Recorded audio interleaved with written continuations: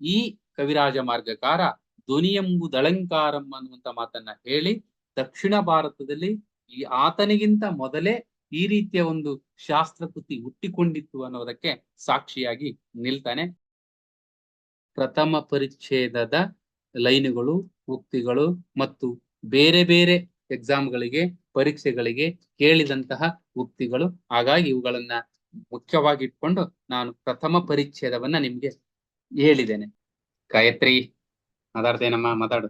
Sir ಇವತ್ ನಾನು ಬೇರೆ ಕಡೆ ಇದ್ದೀನಿ ಸರ್. ನೆಕ್ಸ್ಟ್ ಬೇರೆ ಯಾರಾದ್ರೂ ಮಾತಾಡೋರಿದ್ರೆ ಮಾತಾಡಿ. ಸರ್, ನೀವು ಕವಿರಾಜ ಮಾರ್ಗಕಾರ ಎಷ್ಟು ಅಲಂಕಾರಗಳನ್ನ ಪ್ರಸ್ತಾಪ ಮಾಡ್ತಾನೆ ಅಂತ ಹೇಳಿದ್ರಿ? 34 ಸರ್? ಹೌದು, ಅಲಂಕಾರಗಳ ಬಗ್ಗೆ ನೀವು ಹೇಳಿದ್ರಲ್ಲ ಮೇಡಮ್, 34 ಅಂತ ಹೇಳಿದ್ರಿ. ಬುಕ್ ಅಲ್ಲೆಲ್ಲ 36 ಅಂತ ಇದೆಯಲ್ಲ ಅಂತ ಹೇಳಿದ್ರಲ್ಲ, ಅದಕ್ಕೆ ಕ್ಲಾರಿಫಿಕೇಶನ್ ಏನು ಅಂತ ಹೇಳಿದ್ರೆ, ಹೌದು ಸರ್, ಆತ ಅರ್ಥಾಲಂಕಾರಗಳ ಪರಿಚ್ಛೇದದಲ್ಲಿ 34 ಅಲಂಕಾರಗಳ ಪಟ್ಟಿಯನ್ನ ಕೊಡ್ತಾನೆ. ಸೊ ಅವುಗಳ ಜೊತೆಗೆ ಭಾವಿಕ ಮತ್ತು ಧ್ವನಿ ಅನ್ನುವುದನ್ನ ಸೇರಿಸ್ತಾನಲ್ಲ, ಹಾಗಾಗಿ ಅವೆರಡೂ ಸೇರಿ 36 ಆಗ್ತವೆ. ಅದರ ಕುರಿತಾಗಿ ಒಂದು ಲೈನ್ ಅನ್ನ ಹೇಳ್ತಾನೆ. ಕೇವಲ ಮದರೊಳಂಕೃತಿ ಭಾವಿಕವೆಂಬುದಕ್ಕೂ ಅನ್ನುವಂತ ಮಾತನ್ನ ಹೇಳ್ತಾನೆ. ಆಗ ಅವೆರಡನ್ನ ಸೇರಿಸ್ಕೊಂಡು 36 ಆಗ್ತವೆ.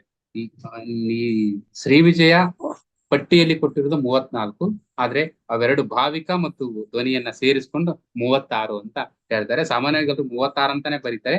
ಬಟ್ ನಾವು ಆತರ ಬುಕ್ ಗಳನ್ನ ನೋಡಿದಾಗ, ಯಾರು ಕೆ ವಿ ಪಾಠಕ್ ಇರ್ಬೋದು, RVCM ಇರ್ಬೋದು, RVS ಸುಂದರ್ ಅವ್ರದ್ದು ಇರ್ಬೋದು, ಅವೆಲ್ಲ ಮೂಲ ಪುಸ್ತಕಗಳು. ಅವುಗಳನ್ನ ನೋಡಿದಾಗ ಅವರು ಶ್ರೀ ವಿಜಯ ಪಟ್ಟಿ ಮಾಡಿದ್ದು 34 ಅಂತಾನೆ ಬರೀತಾರೆ.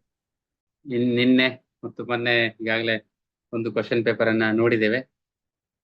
ಐ ಥಿಂಕ್ ನಾನು ನಿನ್ನೆ ಹೇಳಿದಾಗೆ 50 × 2 ಅಂತ ಹೇಳಿದ್ರೆ, 4 ಅಂತ ಹೇಳಿದ್ರೆ 200 ಪ್ರಶ್ನೆಗಳಿಗೆ ನಮ್ಗೆ ಉತ್ತರ ಸಿಕ್ಕಿದೆ ಅಂತ ನಾನು ಭಾವಿಸ್ಕೊಳ್ತೇನೆ. ಹಾಗಂದ್ರೆ ನಿಮ್ಗೆ ಸಿಕ್ಕಿದೆ ಅಂತ ನಾನು ಅಂದ್ಕೊಳ್ತೇನೆ. ಅಂದ್ರೆ 2015ರ ದ್ವಿತೀಯ ಪತ್ರಿಕೆಯನ್ನ ನಾವು ನೋಡಿದ್ದೇವೆ. ಸೊ ಈಗ ತೃತೀಯ ಪತ್ರಿಕೆ, ಅದರಲ್ಲಿ 50 ಪ್ರಶ್ನೆಗಳಿದ್ವು, ಇದರಲ್ಲಿ 75 ಪ್ರಶ್ನೆಗಳಿದಾವೆ. ಸೊ ಇವತ್ತು ನಾವು ಈ ತೃತೀಯ ಪತ್ರಿಕೆಯನ್ನ ನೋಡೋಣ. ಓಕೆ, ಮೊದಲನೆಯ ಪ್ರಶ್ನೆ, ಪಳಗನ್ನಡಂ ಪೊಲಗೆಡಿಸಿ ನುಡಿವರ್ ಬಲಹೀನರ್, ಈ ಉಕ್ತಿ ಬರುವ ಕೃತಿ ಯಾವುದು ಅಂತ ಕೇಳಿದ್ದಾರೆ. ಮೊದಲನೆಯದು ಧರ್ಮಾಮೃತ, ಎರಡನೆಯದು ಕವಿರಾಜ ಮಾರ್ಗ, ಮೂರನೆಯದು ಚಂದೋಂಬುದಿ, ನಾಲ್ಕನೆಯದು ಮಲ್ಲಿನಾಥ ಪುರಾಣ. ಸೊ ಒಟ್ಟು 4 ಆಪ್ಷನ್ಗಳನ್ನ ಕೊಟ್ಟಿದ್ದಾರೆ. ಅದರಲ್ಲಿ ಉತ್ತರ ಬಿ, ಕವಿರಾಜ ಮಾರ್ಗ. ಪಳಗನ್ನಡಂ ಪೊಲಗೆಡಿಸಿ ನುಡಿವರ್ ಬಲಹೀನರ್ ಅನ್ನುವಂತ ಮಾತು ಇದೆಯಲ್ಲ, ಇದು ಶ್ರೀ ವಿಜಯ ಹೇಳ್ತಕ್ಕಂತಹ ಮಾತು. ಸೊ ಈ ಶ್ರೀ ವಿಜಯ ಯಾರು? ಕವಿರಾಜ ಮಾರ್ಗದ ಕರ್ತೃ. ಕವಿರಾಜ ಮಾರ್ಗ ಏನು? ಕನ್ನಡದ ಮೊಟ್ಟ ಮೊದಲ ಲಾಕ್ಷಣಿಕ ಗ್ರಂಥ. ಇದನ್ನ ಮೊಟ್ಟ ಮೊದಲೇ ಬಾರಿಗೆ ಯಾರು ಸಂಪಾದಿಸಿದ್ರು ಅಂತ ಕೇಳಿದ್ರೆ 1898ರಲ್ಲಿ KB ಪಾಠಕ್ ಅವರು ಬಿಬ್ಲಿಯೋಥಿಕಾ ಕರ್ನಾಟಿಕ ಅನ್ನುವಂತ ಗ್ರಂಥಮಾಲೆಯಲ್ಲಿ ಇದನ್ನ ಪ್ರಕಟಿಸ್ತಾರೆ. ನಾನು ಮೊನ್ನೆ ಕ್ಲಾಸಲ್ಲೂ ಕೂಡ ಇದನ್ನ ಚರ್ಚೆ ಮಾಡಿದ್ದೆ. ಅದಾದ ನಂತರ 1930ರಲ್ಲಿ ಎ ವೆಂಕಟರಾವ್ ಮತ್ತು ಪಂಡಿತ H ಶೇಷ ಅಯ್ಯಂಗಾರ್ ಅವರು ಸಂಪಾದಿಸ್ತಾರೆ. ಅದಾದ ನಂತರ 1968ರಲ್ಲಿ MV ಸೀತಾರಾಮಯ್ಯನವರು ಸಂಪಾದಿಸ್ತಾರೆ. ಅದಾದ ನಂತರ 1983ರಲ್ಲಿ ಡಾಕ್ಟರ್ ಕೆ ಕೃಷ್ಣಮೂರ್ತಿ ಅವರು ಸಂಪಾದಿಸ್ತಾರೆ. ಈ ಮೊಟ್ಟ ಮೊದಲನೇದಾಗಿ ಸಂಪಾದಿಸಿದ್ದು KB ಪಾಠಕ್ ಅವರು 1898ರಲ್ಲಿ. ಅವರ ಒಂದು ಪ್ರತಿಯನ್ನೇ ಎಲ್ಲರೂ ಆಲ್ಮೋಸ್ಟ್ ಆಲ್ ತಮ್ಮ ಹಿಂದೆ ಬಂದಂತಹ ಸಂಪಾದಕರು ಅದಕ್ಕೆ ಆಧಾರವಾಗಿ ಇಟ್ಕೊಂಡಿದ್ದಾರೆ. ಸೊ ಈಗ ನಾವು ಕವಿರಾಜ ಮಾರ್ಗ ಕನ್ನಡದ ಮೊದಲ ಲಾಕ್ಷಣಿಕ ಗ್ರಂಥ ಅಂತ ಕರಿತೀವಿ.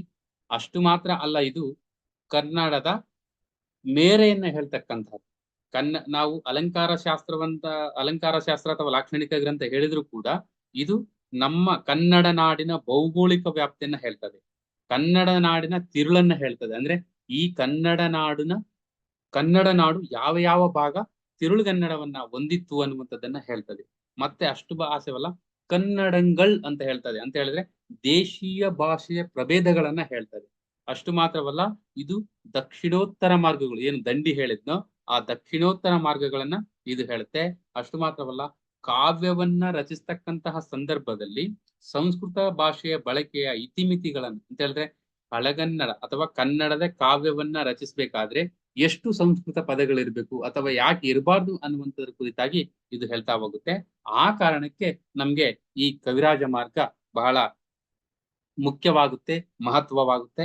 ಅಷ್ಟು ಮಾತ್ರವಲ್ಲ, ಆನಂದವರ್ಧನ ತನ್ನ ಧ್ವನಿ ಎಂಬ ಅಲಂಕಾರದ ಮುಖಾಂತರ ಅಥವಾ ಧ್ವನಿ ತತ್ವದ ಮುಖಾಂತರ ಇಡೀ ಭಾರತಕ್ಕೆ ತಾನು ಅಲಂಕಾರ ಶಾಸ್ತ್ರವನ್ನ ಕೊಡ್ತಾನೆ. ಆದರೆ ಅದಕ್ಕಿಂತ ಮುಂಚೆನೆ ಈ ಕವಿರಾಜ ಮಾರ್ಗಕಾರ ಧ್ವನಿ ಎಂಬುದಳಂಕಾರಂ ಅನ್ನುವಂತ ಮಾತನ್ನ ಹೇಳಿ ದಕ್ಷಿಣ ಭಾರತದಲ್ಲಿ ಈ ಆತನಿಗಿಂತ ಮೊದಲೇ ಈ ರೀತಿಯ ಒಂದು ಶಾಸ್ತ್ರಕೃತಿ ಹುಟ್ಟಿಕೊಂಡಿತ್ತು ಅನ್ನೋದಕ್ಕೆ ಸಾಕ್ಷಿಯಾಗಿ ನಿಲ್ತಾನೆ. ಆ ಕಾರಣಕ್ಕೆ ನಮ್ಗೆ ಈ ಕವಿರಾಜ ಮಾರ್ಗ ಬಹಳ ಮುಖ್ಯ ಅನ್ಸುತ್ತೆ. ಸೊ ಈ ಕವಿರಾಜ ಮಾರ್ಗ ರಾಷ್ಟ್ರಕೂಟ ರಾಜಮನೆತನದ ಅಮೋಘ ವರ್ಷ ನೃಪತುಂಗನ ಆಳ್ವಿಕೆಯಲ್ಲಿ ಇದು ರಚನೆ ಆಯಿತು.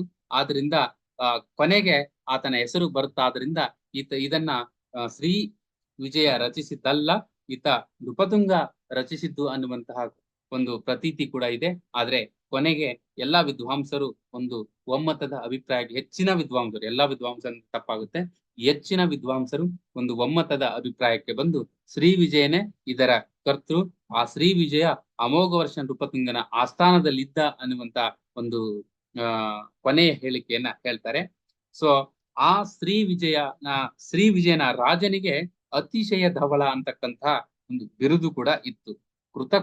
ಕೃತಕೃತ್ಯಮಲ್ಲ ಅಂತಕ್ಕಂತಹ ಬಿರುದು ಇತ್ತು, ನರಲೋಕ ಚಂದ್ರ ಅಂತಕ್ಕಂಥ ಬಿರುದಿತ್ತು, ನೀತಿ ನಿರಂತರ ಅಂತಕ್ಕಂಥ ಬಿರುದಿತ್ತು, ವೀರನಾರಾಯಣ ಅಂತಕ್ಕಂಥ ಬಿರುದಿತ್ತು. ಇವೆಲ್ಲವೂ ಕೂಡ ಆತನಿಗೆ ಇತ್ತಂತಹ ಬಿರುದುಗಳು. ಸೊ ಈ ಬಿರುದನ್ನ ಯಾಕೆ ಹೇಳ್ತಾ ಇದೀನಿ ಅಂತ ಹೇಳಿದ್ರೆ, ಹೈಸ್ಕೂಲ್ ಅಲ್ಲಿ ಒಂದ್ಸಲ ಕೇಳಿದ್ದಾರೆ, ಅತಿಶಯ ಧವಳ ಎಂಬ ಬಿರುದನ್ನು ಹೊಂದಿದಂತಹ ರಾಜ ಯಾರು ಅಂತ ಕೇಳಿದ್ದಾರೆ. ಹಾಗಾಗಿ ಇದು ಇಂಪಾರ್ಟೆಂಟ್. ಅತಿಶಯ ಧವಳ ಇದು ನೃಪತುಂಗನಿಗೆ ಇದ್ದಂತಹ ಬಿರುದು. ಅದರ ಒಟ್ಟಿಗೆ ಕೃತಕೃತ್ಯಮಲ್ಯ, ನರಲೋಕ ಚಂದ್ರ, ನೀತಿ ನಿರಂತರ, ವೀರನಾರಾಯಣ ಈ ಎಲ್ಲಾ ಬಿರುದುಗಳನ್ನ ಆತ ಹೊಂದಿದ್ದ. ಸೊ ಇದು ಕೂಡ ಬಹಳ ಇಂಪಾರ್ಟೆಂಟ್ ಆಗುತ್ತೆ. ಸೊ ಇಂತಹ ಒಂದು ಕೃತಿ ನಮ್ಗೆ 3 ಪರಿಚ್ಛೇದಗಳನ್ನ ಹೊಂದಿದೆ. ಯಾವುದು? ದೋಷಾದೋಷ ನಿರ್ಣಯ, ಶಬ್ದಾಲಂಕಾರ, ಅರ್ಥಾಲಂಕಾರ. ಈ 3 ಪರಿಚ್ಛೇದಗಳ ಒಂದಿಗೆ 536 ಪದ್ಯಗಳನ್ನ ಈ ಕೃತಿ ಹೊಂದಿದೆ. ಹೆಚ್ಚಾಗಿ ಇಲ್ಲಿ ಬಳಸಿರ್ತಕ್ಕಂಥದ್ದು ಕಂದ ಪದ್ಯವನ್ನ ಶ್ರೀ ವಿಜಯ ಬಳಸಿದ್ದಾನೆ. ಅದರಲ್ಲೂ ಅಂಶ ಛಂದಸ್ಸಿಗೆ ಮಾತ್ರಾ ಛಂದಸ್ಸಿಗೆ ಸೇರಿದಂತ ಕಂದ ಪದ್ಯವನ್ನೇ ಇಲ್ಲಿ ಬಳಸಿದ್ದಾನೆ. ನೆನಪಿರ್ಲಿ, ಓನ್ಲಿ ಬಳಸಿದ್ದು ಶ್ರೀ ವಿಜಯ ಮಾತ್ರಾ ಛಂದಸ್ಸಿಗೆ ಸೇರಿದಂತಹ ಕಂದ ಪದ್ಯವನ್ನ ಮಾತ್ರ ಇದರಲ್ಲಿ ಬಳಸಿದ್ದಾನೆ. ಅದು ಬಹಳ ವಿಶೇಷವಾಗಿರುತ್ತೆ. ಹಾಗಾಗಿ ಕಂದ ಪದ್ಯ ಹೌದು, ಅದರಲ್ಲಿ ಯಾವುದು ಮಾತ್ರಾ ಛಂದಸ್ಸಿಗೆ ಸೇರಿದ ಕಂದ ಪದ್ಯವನ್ನ ಮಾತ್ರ ಈತ ಬಳಸಿದ್ದಾನೆ. ಅದನ್ನು ಕೂಡ ನಾವು ಗಮನದಲ್ಲಿ ಇಟ್ಕೊಳ್ಬೇಕು. ಸೊ ಇವುಗಳ ಏನು ಈ ಶ್ರೀ ವಿಜಯ ಬರೆದಂತಹ ಕವಿರಾಜ ಮಾರ್ಗದ ಮೇಲೆ ಬೇರೆ ಬೇರೆ ಕೃತಿಯ ಪ್ರಭಾವ ಆಗಿದೆ. ಪ್ರಮುಖವಾಗಿ ದಂಡಿಯ ಕಾವ್ಯಾದರ್ಶದ ಏನು ಅಲ್ಲಿಯ ಯಥಾವತ್ತು ಅನ್ನುವಂಥದ್ದು ಅಲ್ಲ, ಅದನ್ನ ಮಾರ್ಪಡಿಸಿಕೊಂಡು ಬರೆದಿದ್ದಾನೆ ಅಂತ ಕೆಲವರು ಹೇಳ್ತಾರೆ. ಅಂದ್ರೆ ದಂಡಿಯ ಕಾವ್ಯಾದರ್ಶದ ಅನುವಾದದ ರೀತಿನಲ್ಲಿ ಇದೆ ಇದು ಅನ್ನುವಂತ ಮಾತನ್ನ ನಾವು ಕೇಳ್ತೀವಿ. 6 ರಿಂದ 7ನೇ ಶತಮಾನದ ಅಂತ್ಯದೊಳಗೆ ಆ ದಂಡಿ ಇದ್ನೋ, ಆತನ ಕಾವ್ಯಾದರ್ಶದ ಕೃತಿ ಇದೆಯೋ, ಆ ಕೃತಿಯ ಒಂದು ಪ್ರಭಾವ, ದಟ್ಟವಾದ ಪ್ರಭಾವ ಇದರಲ್ಲಿ ಬಿದ್ದಿದೆ. ಯಾಕೆ ಅಂತ ಹೇಳಿದ್ರೆ, ಆ ಕೃತಿಯಲ್ಲಿ ಇರ್ತಕ್ಕಂಥ 230 ಪದ್ಯಗಳನ್ನ ಇದರಲ್ಲಿ ತಕೊಂಡಿದ್ದಾನೆ. ಅಷ್ಟು ಮಾತ್ರವಲ್ಲ, ವಾಮನ ಕಾವ್ಯಾಲಂಕಾರದಿಂದ 45 ಶ್ಲೋಕಗಳನ್ನ ಆಕರಗಳಾಗಿ ಆತ ತೆಗೆದುಕೊಂಡಿದ್ದಾನೆ. ಹಾಗಾಗಿ ಈತ ಆ ದಂಡಿಗೆ ಮತ್ತು ವಾಮನನಿಗೆ ಈತ ಋಣಿಯಾಗಿದ್ದಾನೆ ಅನ್ನುವಂಥದ್ದನ್ನ ನಾವಿಲ್ಲಿ ಗುರುತಿಸ್ಕೊಳ್ಬೇಕು. ಒಂದು ಕಾವ್ಯಾದರ್ಶ, ಎರಡನೇದು ಕಾವ್ಯಾಲಂಕಾರ. ಕಾವ್ಯಾದರ್ಶದಿಂದ 230 ಪದ್ಯಗಳನ್ನ ತೆಗೆದುಕೊಂಡ್ರೆ, ವಾಮನ ಕಾವ್ಯಾಲಂಕಾರದಿಂದ ದಂಡಿಯ ಕಾವ್ಯಾದರ್ಶದಿಂದ 230 ಪದ್ಯಗಳನ್ನು ತೆಗೆದುಕೊಂಡ್ರೆ, ವಾಮನ ಕಾವ್ಯಾಲಂಕಾರದಿಂದ 45 ಶ್ಲೋಕಗಳನ್ನ ಈತ ಆಕರವಾಗಿ ತೆಗೆದುಕೊಂಡಿದ್ದಾನೆ. ಹಾಗಾಗಿ ಈತ ಈ ಅಲಂಕಾರ ಶಾಸ್ತ್ರವನ್ನ ಬಹಳ ಸ್ವತಂತ್ರವಾಗಿ ಬರೆದಿದ್ದಾನೆ. ಅವ್ರ ಕಡೆಯಿಂದ ತೆಗೆದುಕೊಂಡಿದ್ರು ಕೂಡ ತಾನು ಸ್ವತಂತ್ರವಾಗಿ ಬರೆದಿದ್ದಾನೆ ಅನ್ನುವಂತ ರೀತಿನಲ್ಲಿ ಇದೆ. ನಾನಾಗ ಹೇಳಿದ್ನಲ್ಲ, ಭಾರತೀಯ ಅಲಂಕಾರ ಶಾಸ್ತ್ರದ ತಿರುವಿಗೆ ಕಾರಣಕರ್ತನಾದಂತ ಆನಂದವರ್ಧನಿಗಿಂತ ಮೊದಲೇ ದಕ್ಷಿಣ ಭಾರತದಲ್ಲಿ ಶ್ರೀ ವಿಜಯ ಧ್ವನಿಯ ಬಗೆಗೆ ಮಾತನಾಡಿದ್ದ ಅನ್ನುವಂಥದ್ದು ಇದೆಯಲ್ಲ, ಬಹಳ ಮೆಚ್ಚುಗೆಯ ಮತ್ತು ಕುತೂಹಲಕರ ಸಂಗತಿ ಅನ್ನುವಂಥದ್ದನ್ನ ನಾವಿಲ್ಲಿ ತಿಳ್ಕೊಳ್ಬೇಕಾಗುತ್ತೆ. ಕೇವಲ ಆತ ಕಾವ್ಯದ ಬಗ್ಗೆ ಮಾತ್ರ ಮಾತಾಡ್ಲಿಲ್ಲ, ವ್ಯಾಕರಣದ ಬಗ್ಗೆ ಮಾತಾಡಿದ್ದಾನೆ, ನಾಟಕದ ಬಗ್ಗೆ ಮಾತಾಡಿದ್ದಾನೆ. ಸೊ ಅವುಗಳನ್ನು ಕೂಡ ನಾವಿಲ್ಲಿ ತಿಳ್ಕೊಳ್ಬೇಕಾಗುತ್ತೆ. ಆಗ ನಾಟಕದ ಬಗ್ಗೆ ಮಾತಾಡುವಾಗ ಹರ್ಷ, ಭಾರಾವಿ ಇಂಥವರ ಪ್ರಭಾವ ಕೂಡ ಈತನ ಮೇಲೆ ಆಗಿದೆ ಅನ್ನುವಂಥದ್ದನ್ನ ನಾವಿಲ್ಲಿ ತಿಳ್ಕೊಳ್ಬೇಕಾಗುತ್ತೆ. ಸೊ ಇದಿಷ್ಟು ನನಗೆ ಹೇಳಿದಾಗೆ ಒಟ್ಟು 3 ಪರಿಚ್ಛೇದಗಳನ್ನ ಇದು ಒಳಗೊಂಡಿದೆ. ಆ ಮೂರು ಪರಿಚ್ಛೇದಗಳಲ್ಲಿ ಮೊದಲ ಪರಿಚ್ಛೇದ ದೋಷಾದೋಷ ನಿರ್ಣಯ ಅನ್ನುವಂತ ಮೊದಲ ಪರಿಚ್ಛೇದದಲ್ಲಿ ಬರ್ತಕ್ಕಂತಹ ಮತ್ತು ಬೇರೆ ಬೇರೆ ಪರೀಕ್ಷೆಗಳಲ್ಲಿ ಬೇರೆ ಬೇರೆ ಎಕ್ಸಾಮ್ಗಳಲ್ಲಿ ಕೇಳಿದಂತಹ ಲೈನ್ಗಳನ್ನ, ಉಕ್ತಿಗಳನ್ನ, ಮಾತುಗಳನ್ನ ಇಟ್ಕೊಂಡು ನಾನು ಇವತ್ತು ಈ ಕವಿರಾಜ ಮಾರ್ಗದ ಕುರಿತು ಮಾತಾಡ್ತಾ ಹೋಗ್ತೇನೆ. ಮೊದಲನೆಯ ಲೈನ್ ಇದೆ, ನಿಮ್ಗೆ ಡಿಸ್ಪ್ಲೇ ಆಗ್ತಾ ಇದೆ ಅಂತ ಅನ್ಕೊಳ್ತೀನಿ. ಕಾಣ್ತಾ ಇದೆಯಾ? ಡಿಸ್ಪ್ಲೇ ಆಗ್ತಾ ಇದೆಯಾ ಸ್ಕ್ರೀನ್ ಮೇಲೆ? ಸ್ಕ್ರೀನ್ ಮೇಲೆ ಕಾಣ್ತಾ ಇದೆಯಾ?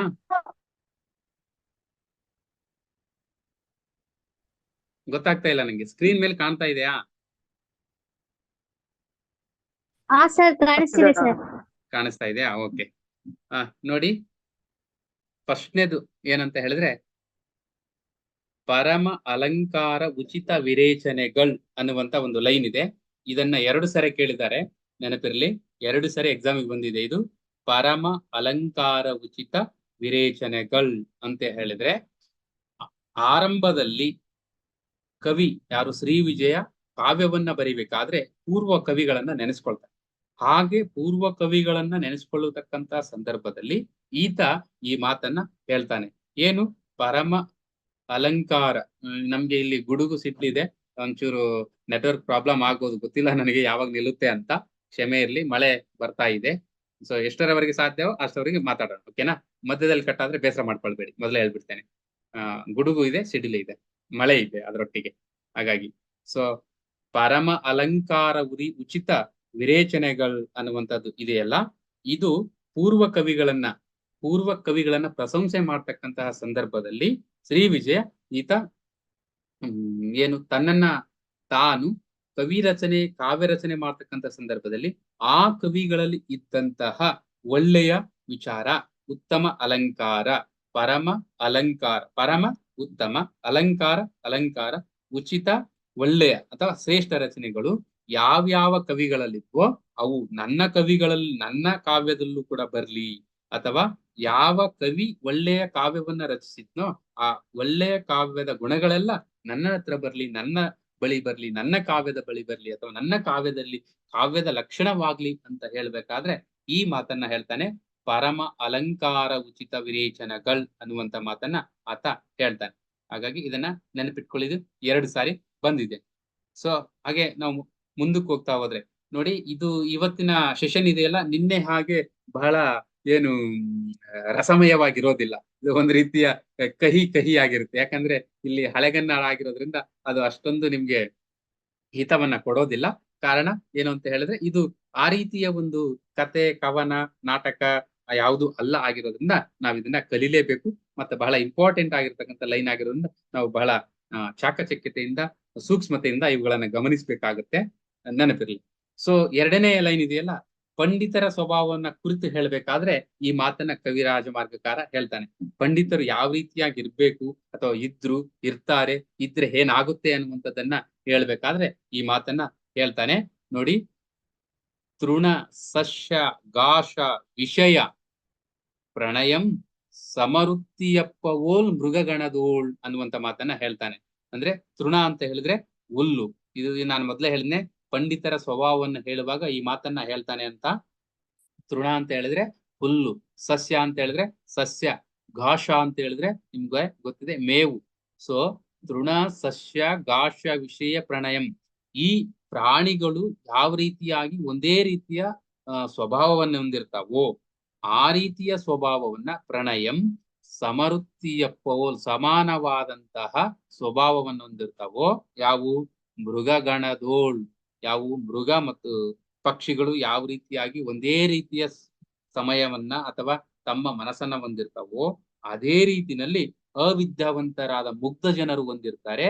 ಹಾಗಾಗಿ ಕಾವ್ಯವನ್ನ ರಚಿಸಬೇಕಾದ್ರೆ ಒಬ್ಬ ಮನುಷ್ಯನಿಗೆ ಎಲ್ಲಾ ರೀತಿಯ, ಅಂದ್ರೆ ಬೇರೆ ಬೇರೆ ರೀತಿಯ ಅರ್ಥಗಳು, ವಿವಿಧ ರೀತಿಯ ಅರ್ಥಗಳು ಆತನಿಗೆ ಗೊತ್ತಿರ್ಬೇಕಾಗುತ್ತೆ.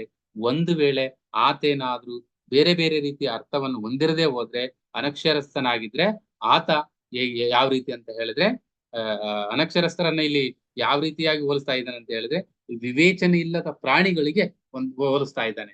ವಿವೇಚನೆ ಇಲ್ಲದ ಪ್ರಾಣಿಗಳಿಗೆ ಅನಕ್ಷರಸ್ಥರನ್ನ ಹೋಲಿಸ್ತಾ ಇದ್ದಾನೆ. ಹಾಗಾಗಿ ಇದು ಬಹಳ ಇಂಪಾರ್ಟೆಂಟ್. ಇದನ್ನ ಹೇಳಿಕೆಗೆ ಕೇಳಿದ್ದಾರೆ. ಏನು?